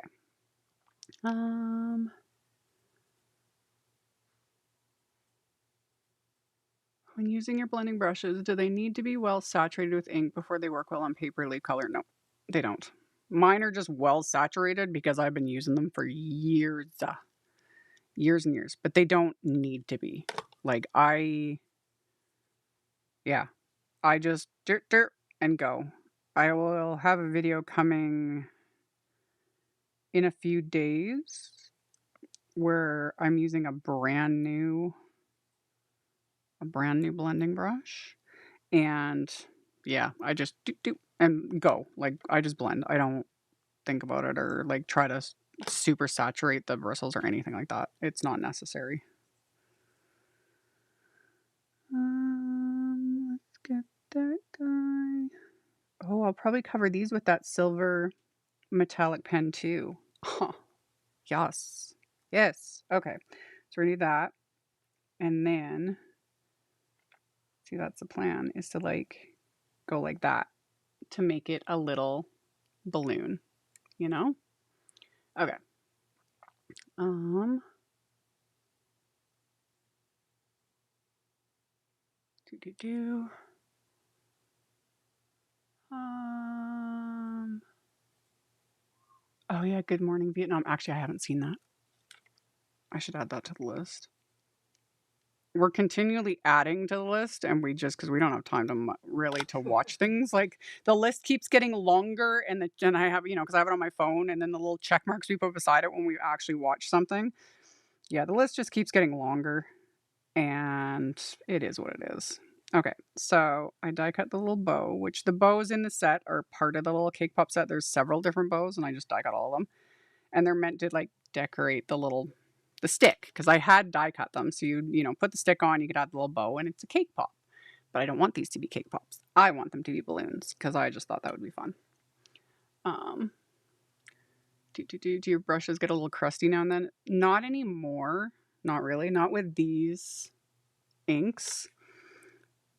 Some of my original brushes did, but I'm not 100% certain if it was like the brush because I did at the very beginning have some like cruddy brushes that I was using here and there.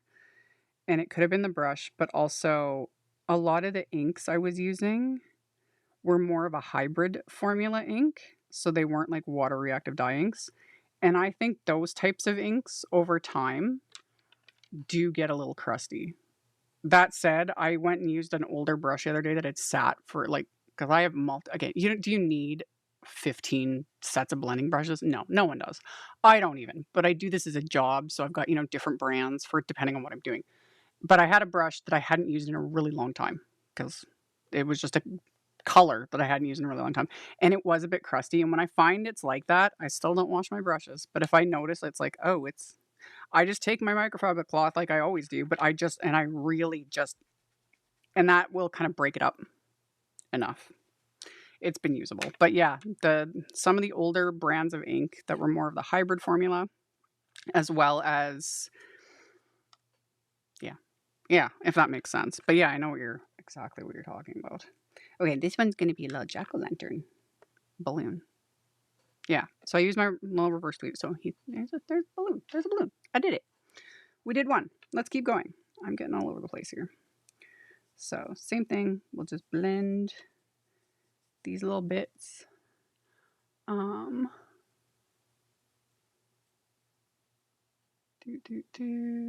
think it's Charlie Chaplin who said we actually should cry when we just laughed.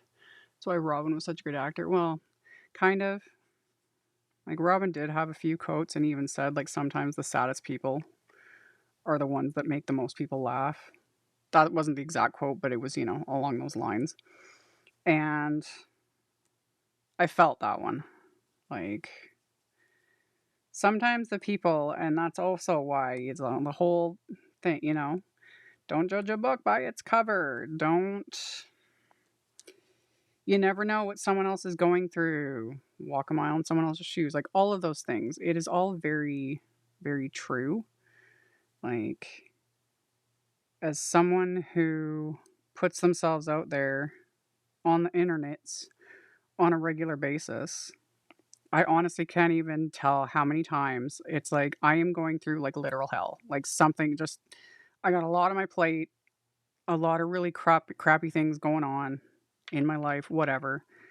And again, it's my choice to like go live or like do a video, but it's like sometimes it is really difficult to be just like, hey, and it's just like, well, my literal life is like in flames behind me. So I get it. I get it. Oh, I was like, I lost my green brush. Oy. Anyway, it's why I try very hard not to judge people, you know? Especially people that are in the public eye. It's like, you just don't know. A photo or a 20-second video clip doesn't do anything, doesn't speak to their character, their intentions, etc. If any of that makes sense. Okay.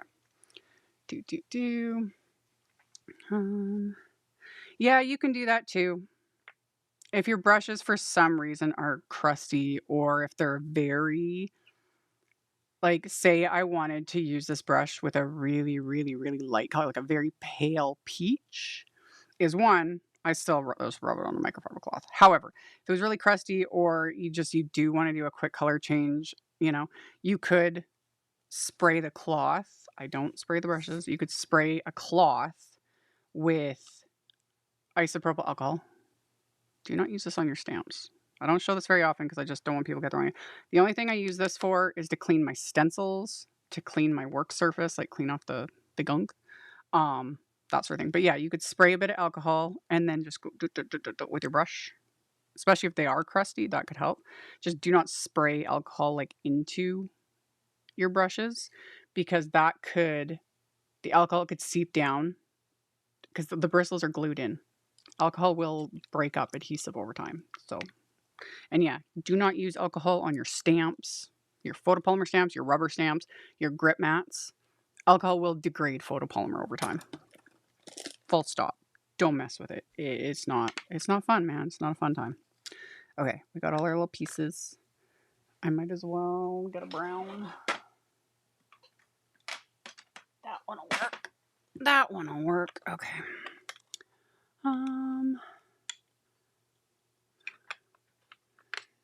It is a coping mechanism. For a lot of people, it is. And I understand that as someone who's can be like an online personality, and people are like, "You're so funny," and I was like, "I'm so depressed." I can laugh about it, trust me, but literally, like, it just is what it is. And yes, Pauly Shore. I love Pauly Shore. This crusty man. Yep. They need Yep. to do another Encino Man. They should do another. Oh, Brendan Fraser. I'm so glad he's back. Like, Brendan Fraser is actually a really good actor. And that's a whole other very sad story. Oy.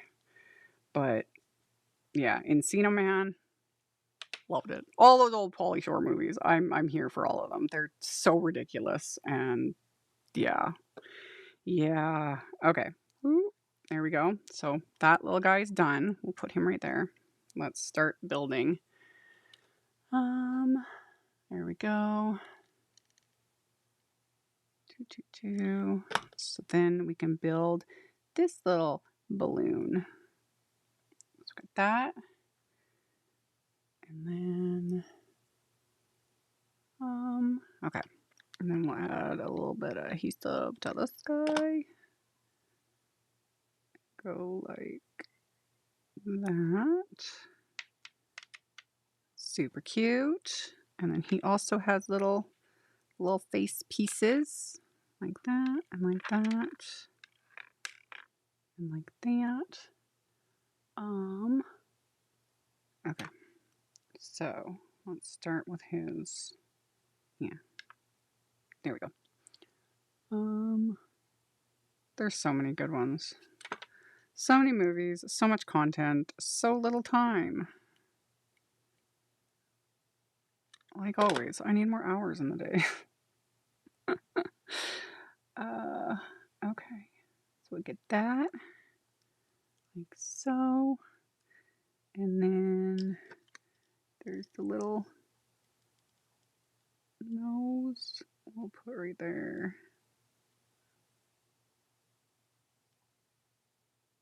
And his little eyeballs. So then we can stick those into place. Like that. So cute.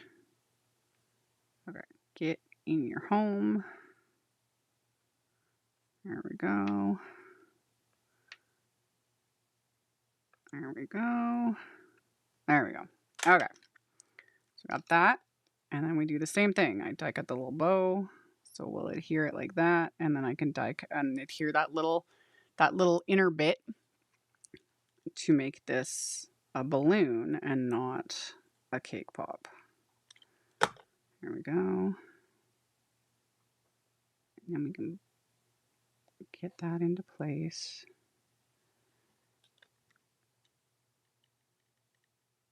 And then add the teensiest bit of glue. And again, reverse tweezers for the win. Because I use that to pinch it all together. And then I can hold that in place while that glue dries.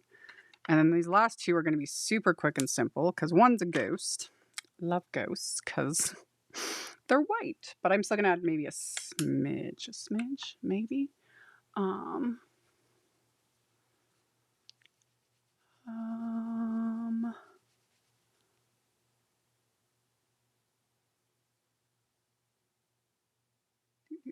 All the sets I'm using are by Prairie, Posh. Jim Carrey suffers from narrow, spicy burnout. Masking is exhausting. Heard. I fully identify with that. Like, I am also on the spectrum, and burnout from not just from like working, but burnout from masking.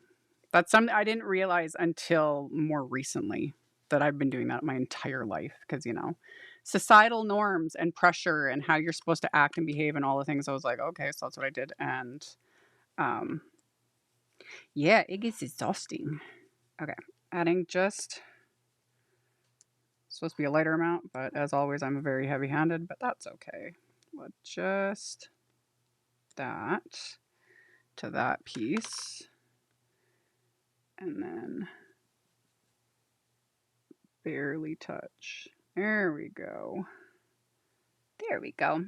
And we've got our little ghost, and he also has little face pieces. There we go.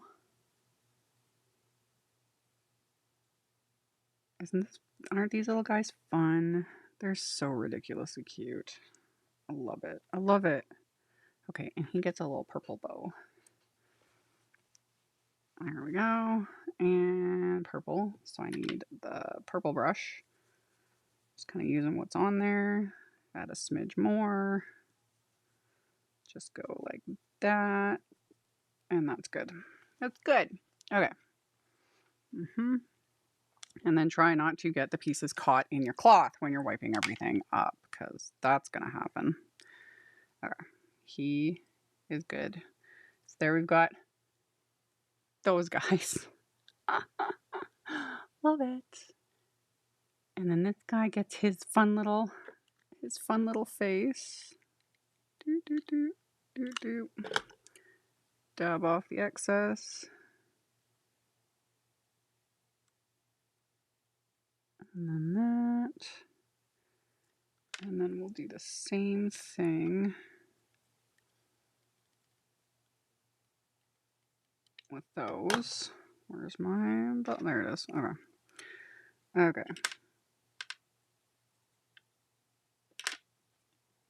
Flip that back over. He's so cute.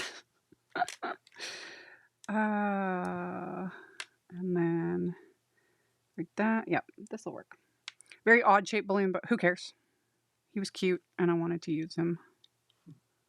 So yeah.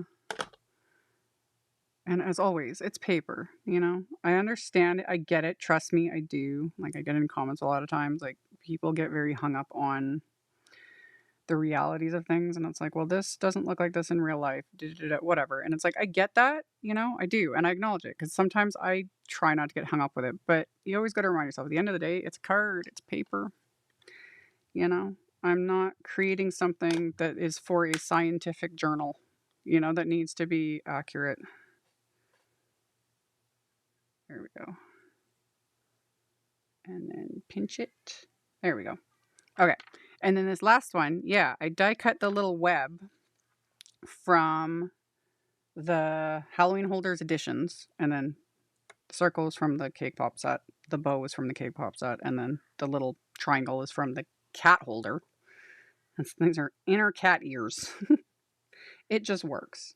So I thought that would be a cute little fourth balloon for, I don't know, funsies, I guess. So just fun. So we'll add the purple ink just like this. Doop, doop, doop, doop. And then, yeah, good enough. It doesn't need to be perfect. And again, everything will dry back and soften a bit. Doesn't need to be perfect.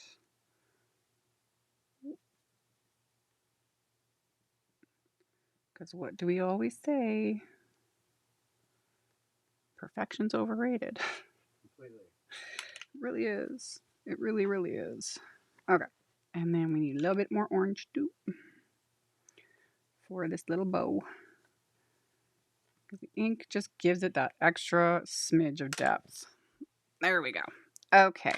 So we got our little spider web.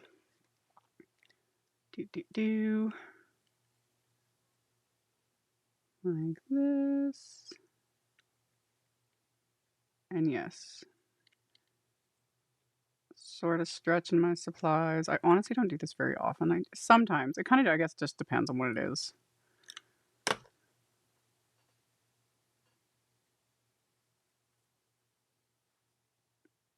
We can adhere that like that. Do. Like, they're so cute. They're so cute.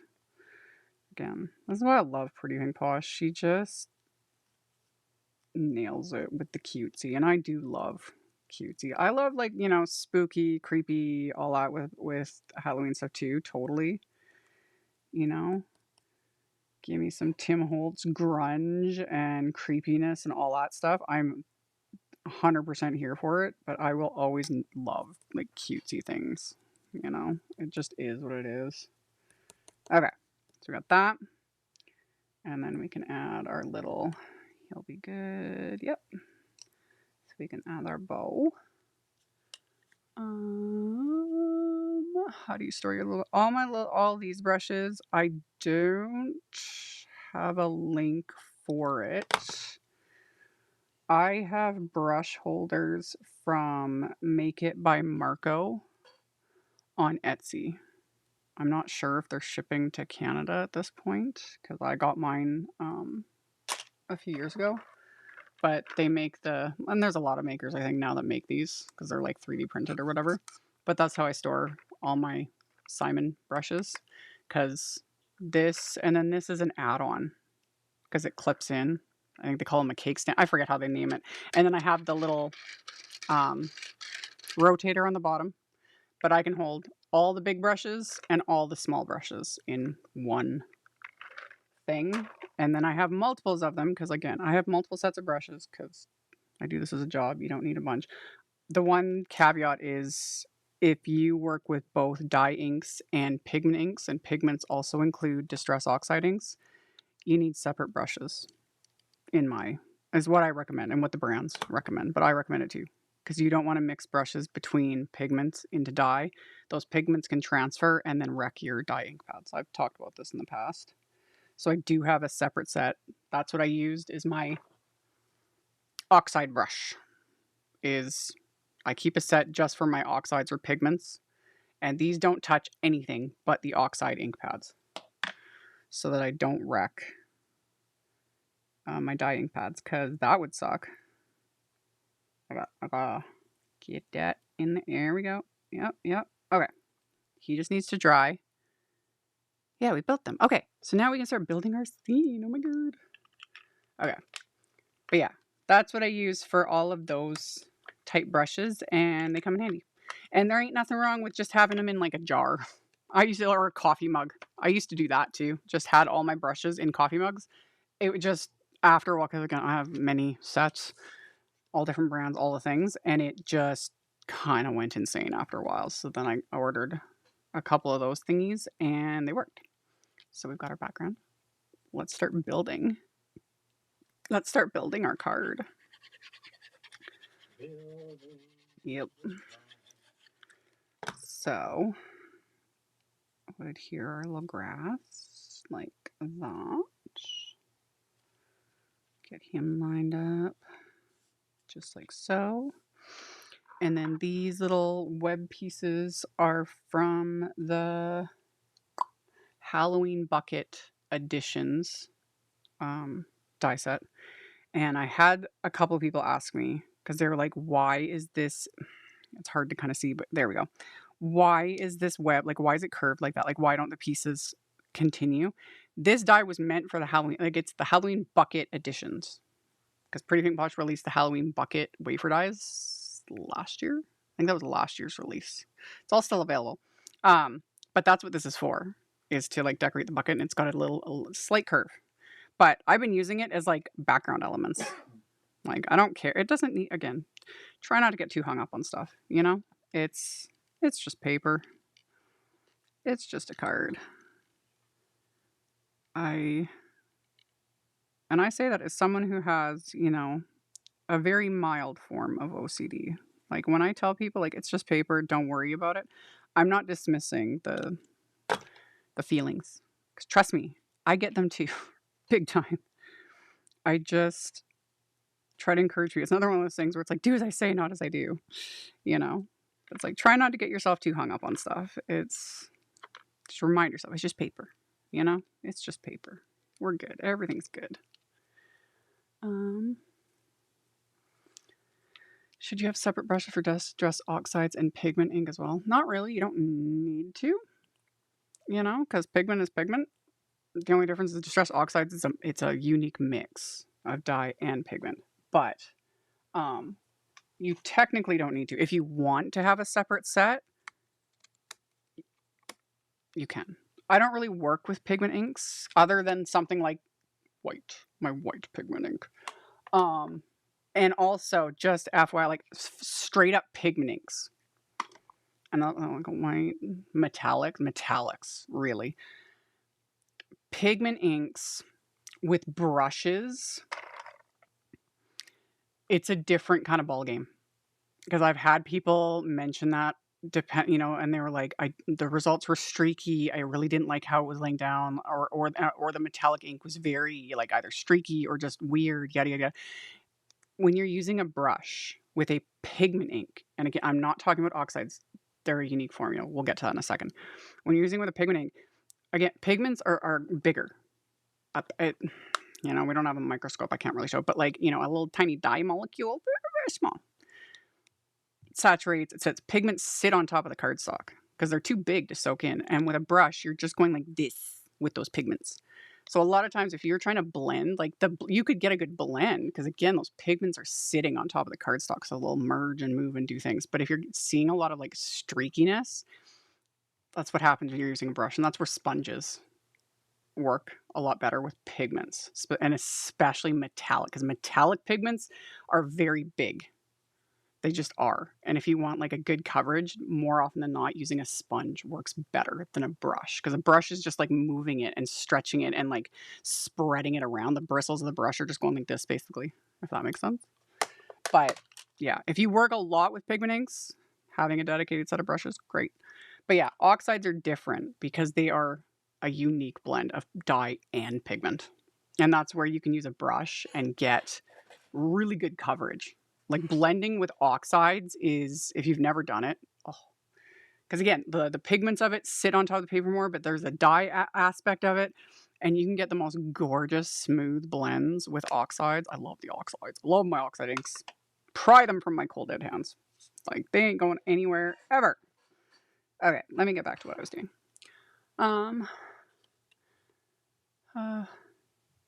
So many say, yes, do not mix oxides and dyes.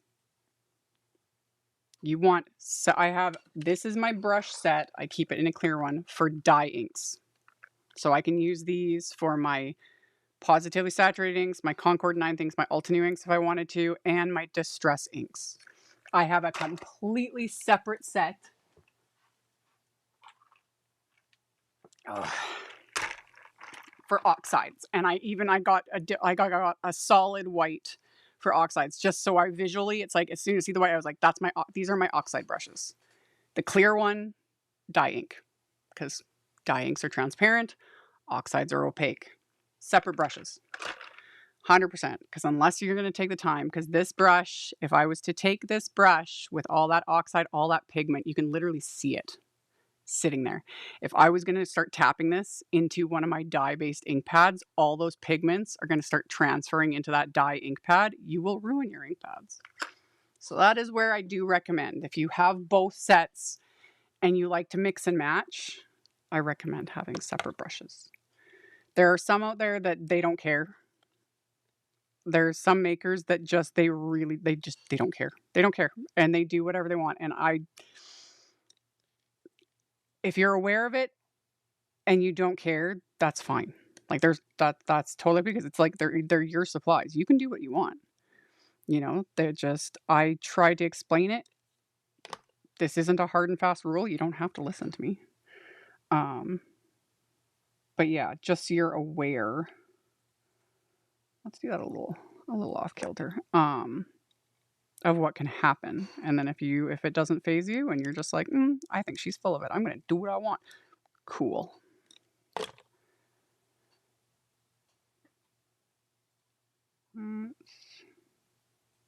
How do I want to? Let's do it like that. And then I'll just cut the rest off. I am fine with that. Okay.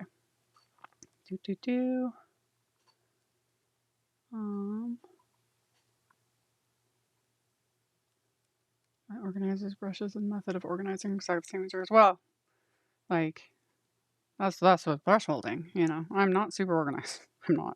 I'm not. But yeah. I use my brushes a lot, you know, and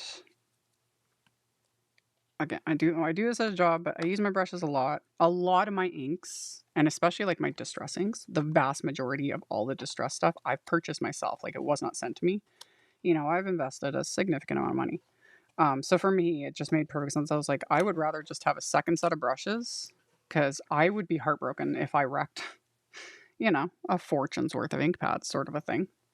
But again, do you need a million types of inks and no, you don't. I do, not just because I do it as a job, but I'm always just like, ooh, new color. I'm like James Woods in Family Guy. It's like, ooh, piece of candy. I'm like that with inks. I'm like, ooh, new ink. Must have. Must have. Okay. This is working. This is going to be super cute. So we got our derpy little cat with his... Oh, we have to add string. We got to make these balloons. Where did I put... There it is. Okay. Okay. Let's... Just black string. I don't have a link for it. This is black thread. Like heavier weight thread. It's not like super thin thread, but just black thread. And then all I do when I'm making any sort of like balloon is I just flip it over and we'll tape it down with some washi tape. Here we go. Burp. There we go. And then we just... Where did I see that? I'm waiting for a sale on brushes so I can get a second set. Oh, that I've done that. That's how I get a lot of my like extras of things. I just wait till the brand has a sale. And that's, you know, and it's like, ooh, that's when I'm able to get like a second die. If there's like a die set I really want, or a second set of brushes or whatever, like those sorts of things, 100%. I wait till there's a sale and then I order. Ain't nothing wrong with that. Okay. And then just because I like to get particular, I can add a little blob of glue. And then again, I can just take my tweezer. Get in your home. You don't have to really do this step, but for whatever reason, I can get a little like anal retentive over balloons. I don't know why. And I get this is coming from the person who's like, it's just paper, y'all. It's not that deep. Don't worry about it. And I was like, but balloons are specific. You know, the string has... We've all got our hang-ups, all right? Anyway, I just hold it, add some tape, cut off the excess, add a little dollop of glue, like that. Burp. And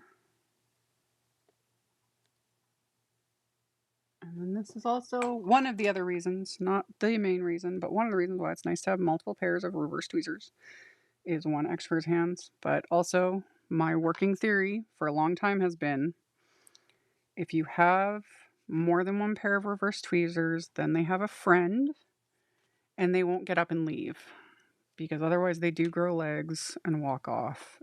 It happened to me a million times when I only had one pair of reverse tweezers.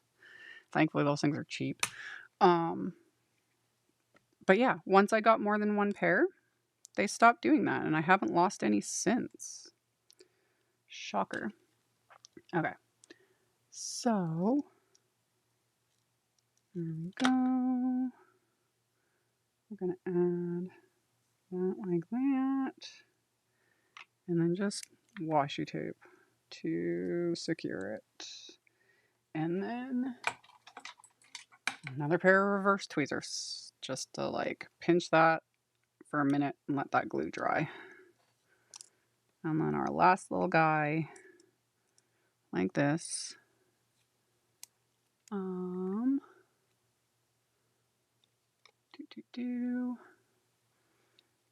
then we'll just add that little bit of glue, you know, so the balloon string is in the proper place.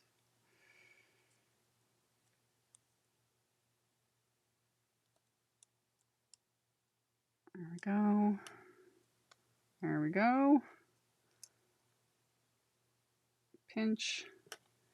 See? And now we've got our little balloons because he's going to be holding all these little balloons. That's why I wanted to do a bigger card. So that and that. And it's just going to build this ridiculously silly little scene that just makes me happy. Okay. And there's also, where did I die cut bigger ones, didn't I? Didn't I? I did too. These little guys are from was it the bucket editions? I think it's the bucket editions. Yes, the bucket editions little die set. And these guys, put one there. And like I said, I don't like spiders at all in real life ever. Oh, I got an idea. Okay, I got an idea. Let's just keep going. Everything's good.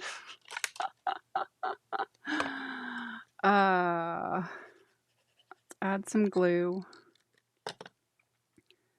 So we'll stick this one kind of like that.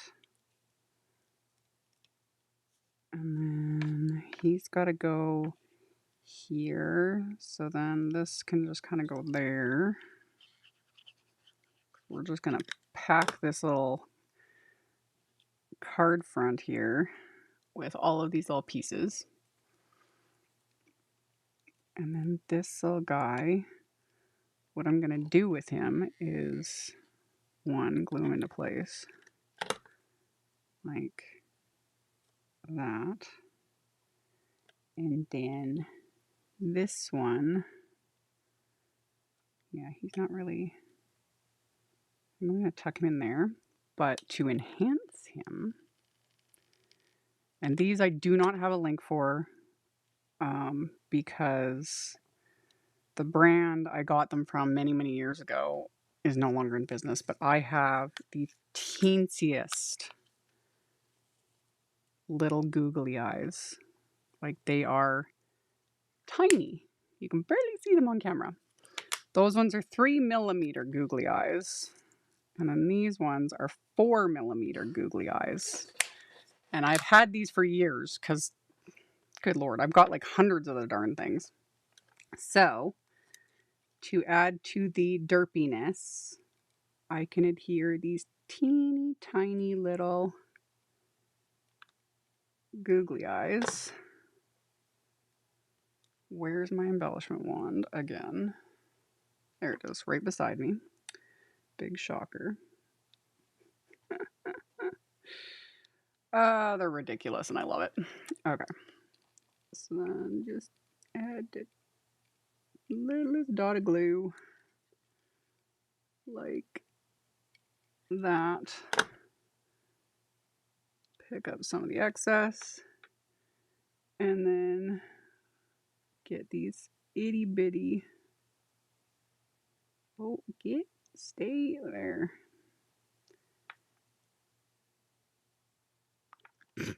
They're so dumb and I love it. Love it. So ridiculous. So ridiculous. Okay. So those ones are in where they need to be.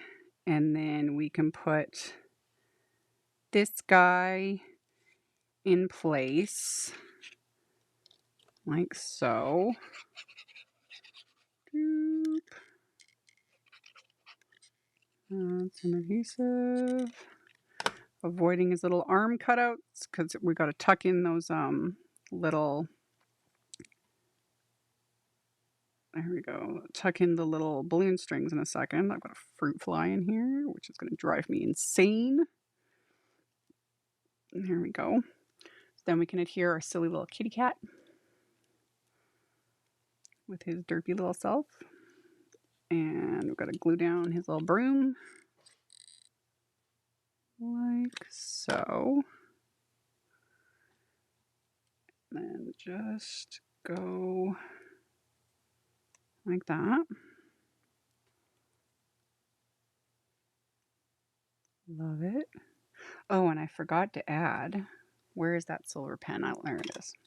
Got to add a little bit of silver to the bolts in the side of his balloon neck. Add that for that extra bit of shine. Because why not? Love it. Love it. Okay. So now we can add our little balloons. Like that. And that. And that. Okay, are we going to even be able to fit them all? Because, you know, I went a little nuts with all of these. What else is new?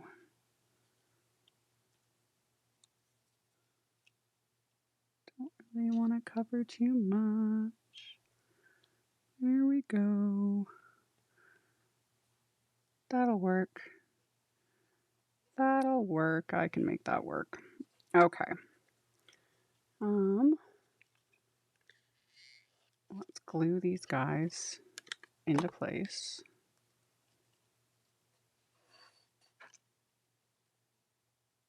Like that. That one. And then this guy. Ooh, ooh. Okay. And then this one. Kind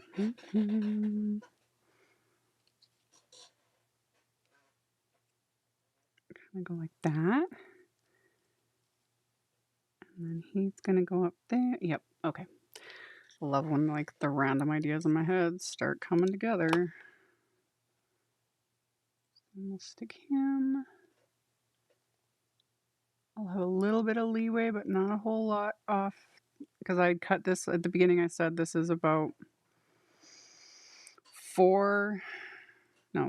3/4 by 4 3/4 because it's going to go on a 5x7 card base. So I have a little bit of leeway. But again, I have no problem cutting stuff off whatever hangs off the card. It's another one of those things that sometimes freaks people out. Again, folks, it's just paper. It's all good. Yep, that works. That works. So there's all our little balloons. And then all of these, all the strings, we can take. And this is where it comes in handy to have, there we go, to have the magnets. Because the glue's not, you know, fully dry, but that'll hold them. So then I can now take the strings without pulling. And get your arm up there. There we go. Lift his little arm up. And I can tuck those strings like that. And then underneath, I can put a little blob of glue in there to hold those strings in place. Dab up any extra because it was like a blob of glue. Like that. And then where's my scissors? There's my scissors.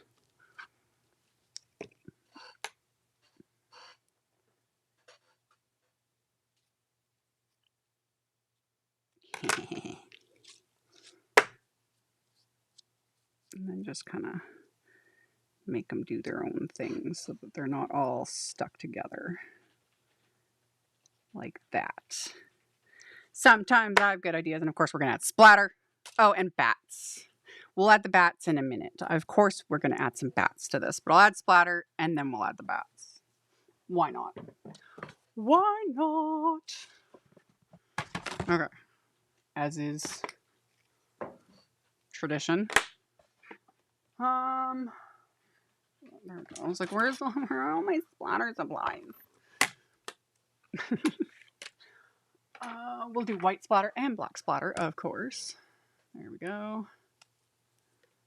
And then we'll do a little bit of white gouache. You don't need much. And then, oh, fan brush. Add a bit of water to thin it down a bit.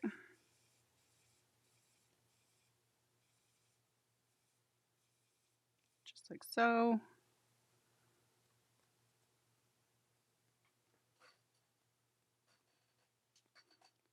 And then we just add some splatter.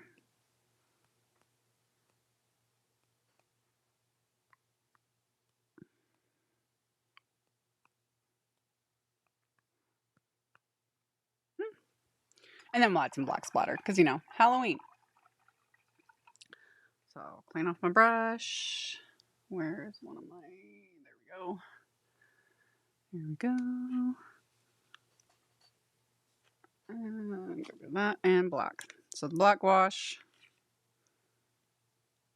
like they're both heavily pigmented, but black pigment is, speaking of pigments, this stuff stains.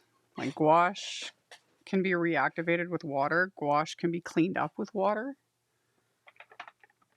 But the black gouache does stain. Like this plastic is stained. Just is what it is. I don't overly care. I'm just saying. Just don't get stressed out if you have something like this black gouache and, you know, you can't get rid of it after the fact. It's like, well, it's, yeah, it just is what it is. So now we'll add some black to this. Just because we can.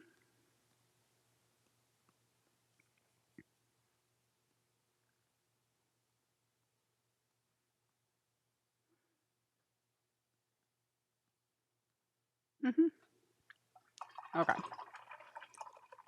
There we go. It's got all our little splattery bits. We're still going to add some bling, but I need to let this splatter dry. Clean all this up before I get my elbow in it. Because otherwise, you know I will. And then I'll manage to like get it all over my clothes. And I would rather not. Okay. Then we got this guy. Like so. And I was just about to wipe that with my hand. That would have been dumb.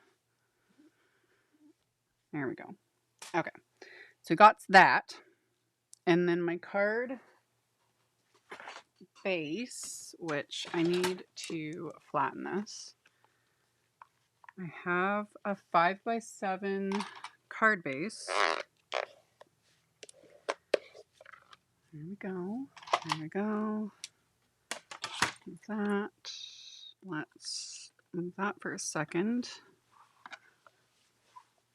Okay, so I don't get stuff all over the back of it. So this is going to go on the card base, like so. My sentiments, there we go, are from an oldie but goodie set from Pretty Pink Posh. And before I went live, I just quickly white heat embossed them onto black cardstock. These are from the Halloween Corners stamp set, which is just so cute. So cute. But yeah, I just took a couple sentiments from the set, and there is a coordinating die set. So I white heat embossed it onto black cardstock, and then use the coordinating wafer die to die cut, because it's going to go possibly right there. Might even just stick it right over his little tummy. We'll see. We'll see. And then I die cut more of the black, that tonic black sapphire cardstock. I used the little bat wafer die from what? It was the bucket, the Halloween bucket editions, because that's what I used for the web. That's what I used for his little glittery wings. And then I used the bat because it had 3 sizes, which I love. 3 sizes of little bats, because I like things in trios and I like to have 3 sizes of things. So one of the sentiments will go on the inside of the card along with like some of the little bats, because we don't need all of them. So then the inside will have a little something. That one. Oh, and I die cut some tiny little ones. The little tiny ones are from the cake pop. The cake pop set. It's got little bats as well. So, and they're little. They're very little. So I die cut some of those. So then I can add that to the inside of the card. Okay.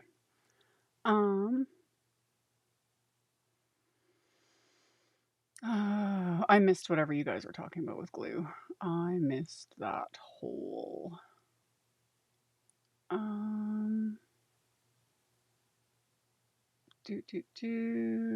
Yeah, I missed that whole conversation. Yeah, depending on the type of glue you use, always make sure if you're using the precision glue press, always make sure that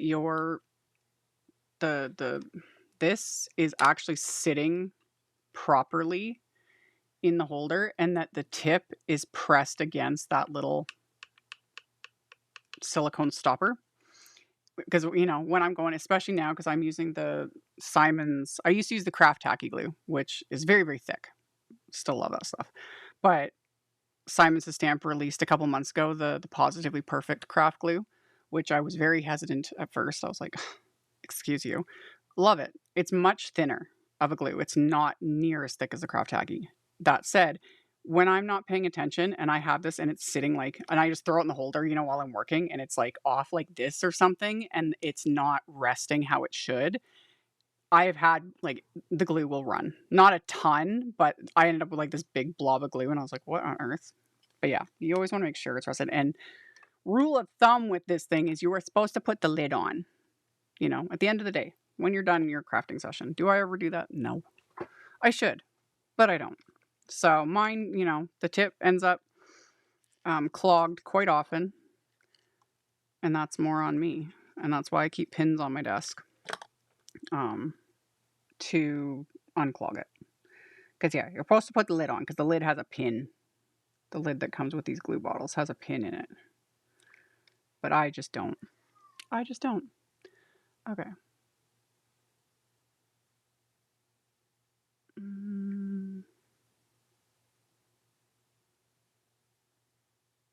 Question for the magnets at Glassbird Stew. Do you have a preference? No.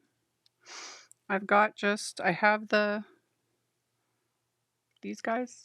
I like these, I prefer these over the flat ones. I guess I do have a preference. I only got one. I talked about this earlier. I only got one of these flat ones. And it's great. But I like that I can because again, these are strong magnets. They're very strong. So I like that it's got, I can just go like that. I have the little pawn shaped ones that originally came that I got when I got my very first little small one. Those ones are great too, because they've got they're literally pawn shaped. I can't reach them right now. But I like when they came out with these, because I have 1, 2, 3, 4. I have several, and I can use 4 or 5. That's what I use these for, is when I'm adhering a full card base, and I can have it, and then I can use all these around the perimeter of the card to hold it down. Okay. There we go. Let's get these adhered like that. And then this little guy. So we'll have some little black glittery bats up in here like that. Here we go. There.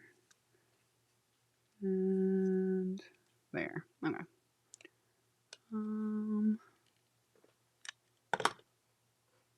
Then we'll do that one like that. And that one. Boop.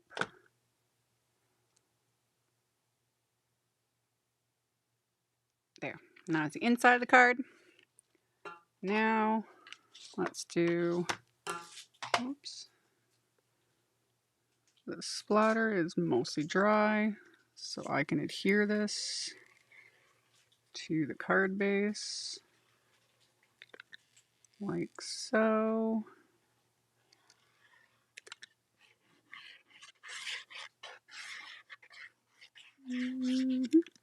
Okay.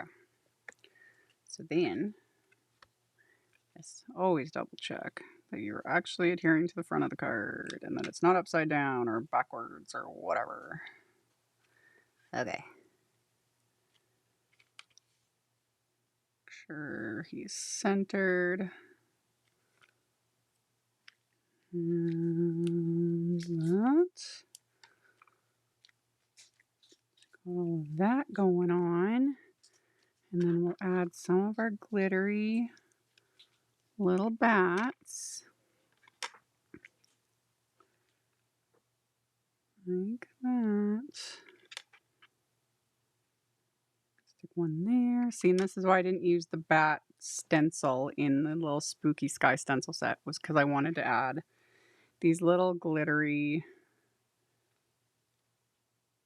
die cut bats instead. Okay, so I only put glue behind their little bodies. Smidge you over just a bit so you're not hanging off the edge of the card. That one should be fine. There we go. And yeah, should be good. Okay, so we just got to adhere these guys into place.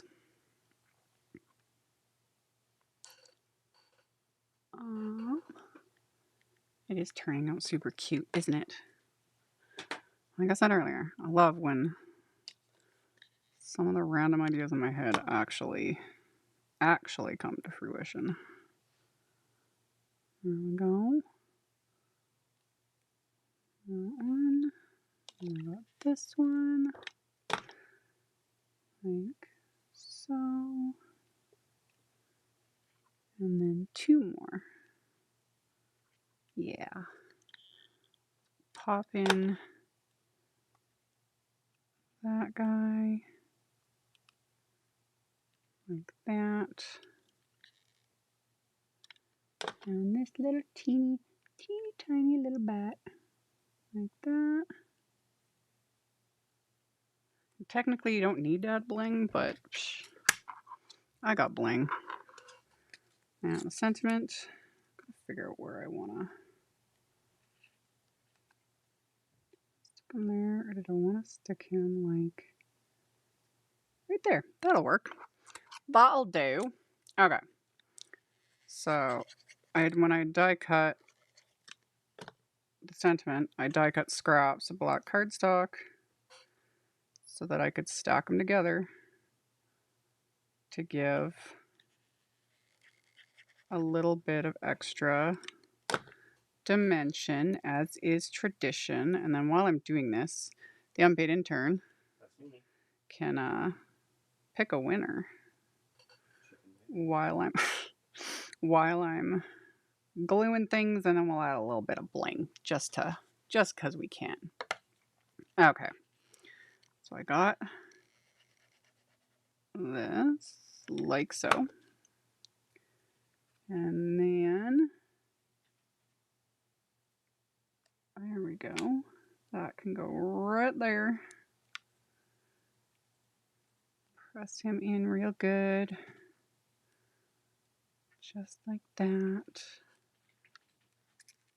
And then, yeah, do you need bling? No, but I've got some midnight black bling from Pretty Pink Posh that I've had for many, many, many years. So many years. And they're super pretty. So I thought, why not?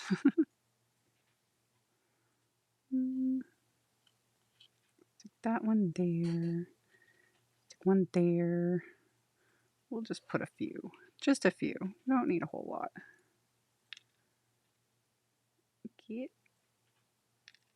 Get where you belong. There we go. Mm-hmm.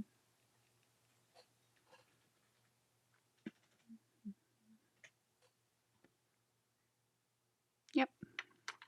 Like I said, just a few. Just a few. Where's my... Okay. Where's my emulsion one? There we go. So, let's add that one. That one. That one. And then the last couple. Like that.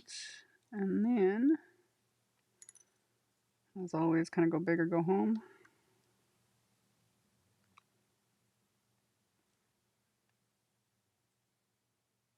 I was like, that's enough. Stick one right there. Stick a tiny one right there. Yeah, that works. That works. Okay. Let's get these back into their container. Go in your home. Put the lid on said container.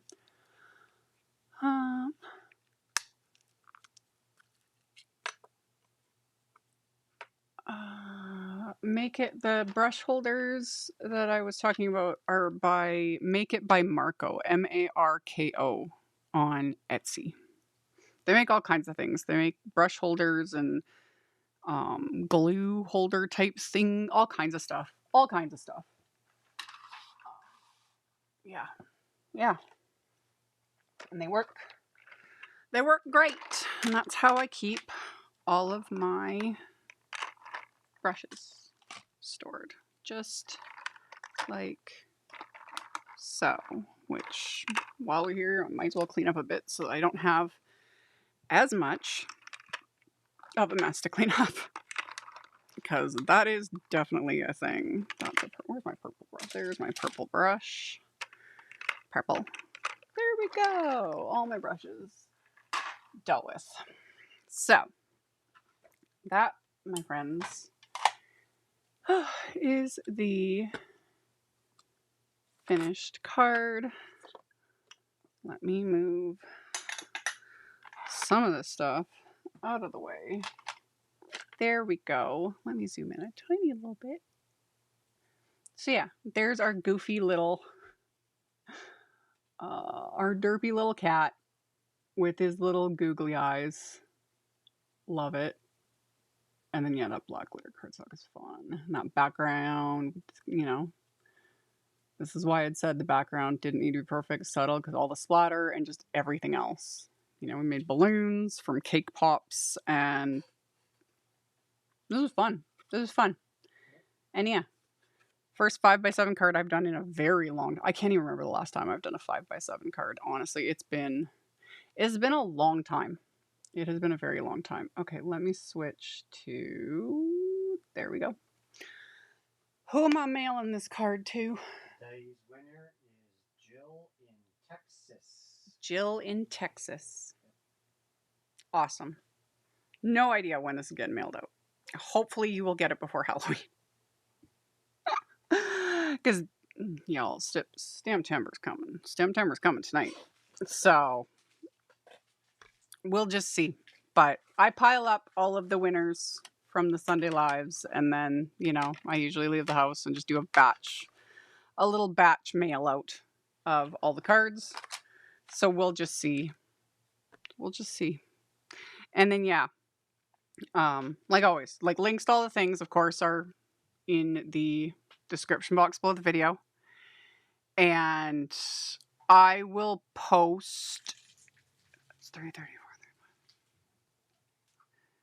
Yeah, Stamptember starts in 6.5 hours. 6.5. Yeah, 6.5 hours. I will post maybe in a couple hours whether or not we go live tonight.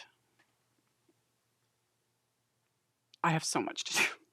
I want to because it's just fun. And if tonight's live, I don't think there'll be any making involved. I make no promises, but it's more just we can walk through the Simon Says Stamp brand release.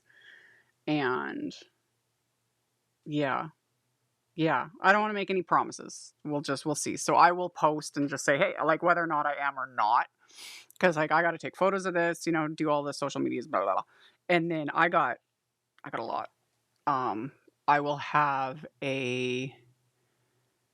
Okay, let's get to that. What time are they gonna make the September 1st release? That is midnight Eastern. The big Simon Says Stamp brand, and it's the Stamptember release. It's like what kicks off this month. That goes live at midnight Eastern, so 11 p.m. Central. So I might go live at 11 p.m. Central, and we can just party for those that want to show up, because I don't expect people, because depending on the time zone you're at, and I get it. So we'll just see. We did it last year. It was a lot of fun. And if not, I will, of course, there'll be videos. I've already got one ready to go. There's a big blog. They call it a blog party. Because, normally when we do new releases and stuff, there's different hops that, me and many other designers participate in. There'll be video hops. There's blog hops. There's, all the different things. And I have several of those coming up this month with the different brands. There's so many good things. Specifically with this big Stamptember release, we don't do a hop per se. They call it a party. It's massive. And that goes live September 2nd. And it goes live early. I think our posts go live at 8 a.m. Eastern. Something like that. I have to double check.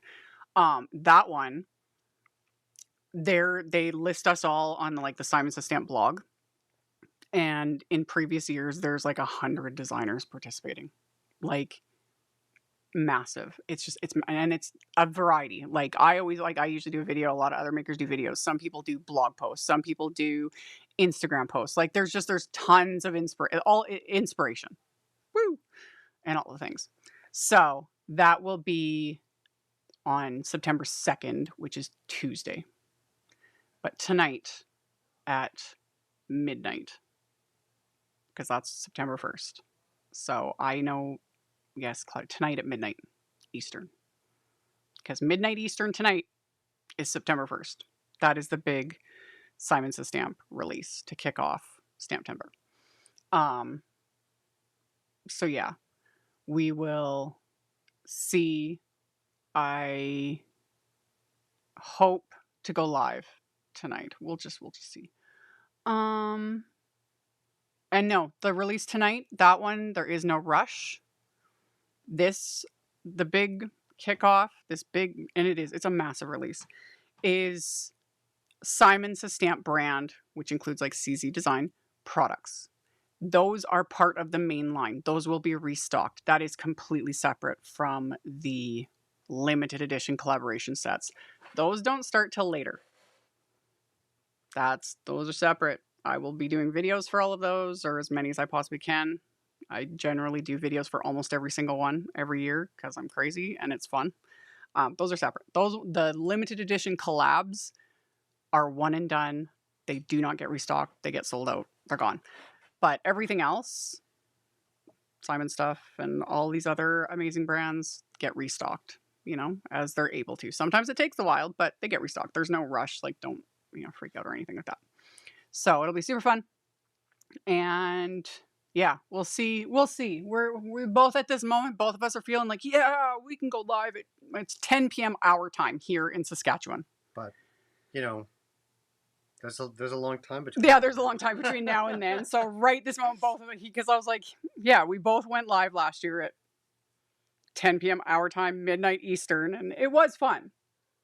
I feel we have aged a lot in the last year. Yes, one Yeah. whole year. Yeah, one whole year of age, and I'm just like, do you think we can do it? But it's not super long. Like this was a long life because we built a whole 5x7 card, and I was doing a lot of assembling. It was fun. It was, and it's very, very cute. Thank you. Look at his derpy little self. Yeah. He's so derpy. I love him. I kind of don't want to send him away, but well, them's the breaks. But yeah, as of right now, you guys will see. You guys will see. I'll post a heads up, and we'll do a little. It won't be super long, but I have the release here. I'll review the stuff. And you can just sit. And you can sit in the corner. Sure. Yeah, That'd be yeah. funny. If you want to sit on camera and show everyone the new stuff and talk about it, sure. I'll sit in the corner and link to it all. Okay. Okay. Sure. Why not? We'll see what happens. We will see what happens. But anyway, I appreciate you all. And yeah, we will just see. There will be tons of info. I'm just like scrolling through all the things. Yeah, used to be night. Yeah, I used to be a mouse. I kind of still am a night owl to a degree. A little bit. Like most of my like ideas and like creativity like comes later in the. I'm not a morning person. I've talked about this, and he can attest to this. I'm not a morning person, especially early in the mornings. Like he had to learn that. It took a while. That it wasn't about him. I wasn't angry at him or anything, but it's like, please don't try to have a deep conversation with me at the butt crack of dawn. Like, that's when most of my good ideas are. Oh, he's like able to like function, and he used to. You don't do it anymore, but he used to want to like talk, like first thing in the morning, and I'm just like, no. So, yeah, I'm not a morning person, but evenings I can usually do. We just get tired faster. Anyway,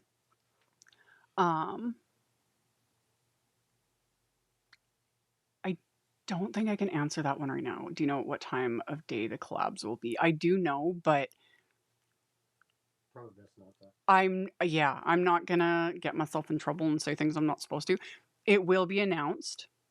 I mentioned this at the beginning of the live on the 2nd, September 2nd, so that's Tuesday. Heidi, the owner of Simon Says Stamp, is going live at noon Eastern. Yeah. And I think it might already be set up on the Simon Says Stamp YouTube channel. But she's going to go live, and I assume they're going to walk through the release. Probably. Yeah. And share tons of inspo because people, designers, mailing cards, all the things. But she will also like be talking about stamp, like giving the info. And she owns it. She owns it. This is her party. She'll be able to answer all the questions, and everything will be. So tune in to the Simon Says Stamp YouTube channel on September 2nd at noon Eastern, and it'll be available for replay as well. Because that is the biggest question. Last year they did noon Eastern for the limited edition releases. My assumption is they're going to follow that because people were very, very happy with that. In years past, it was midnight. And yeah, as a designer and as a content creator, I love the noon. Because, man, the amount of times I was racing in the middle of the night to, get videos up the minute stuff goes live. So, yeah. My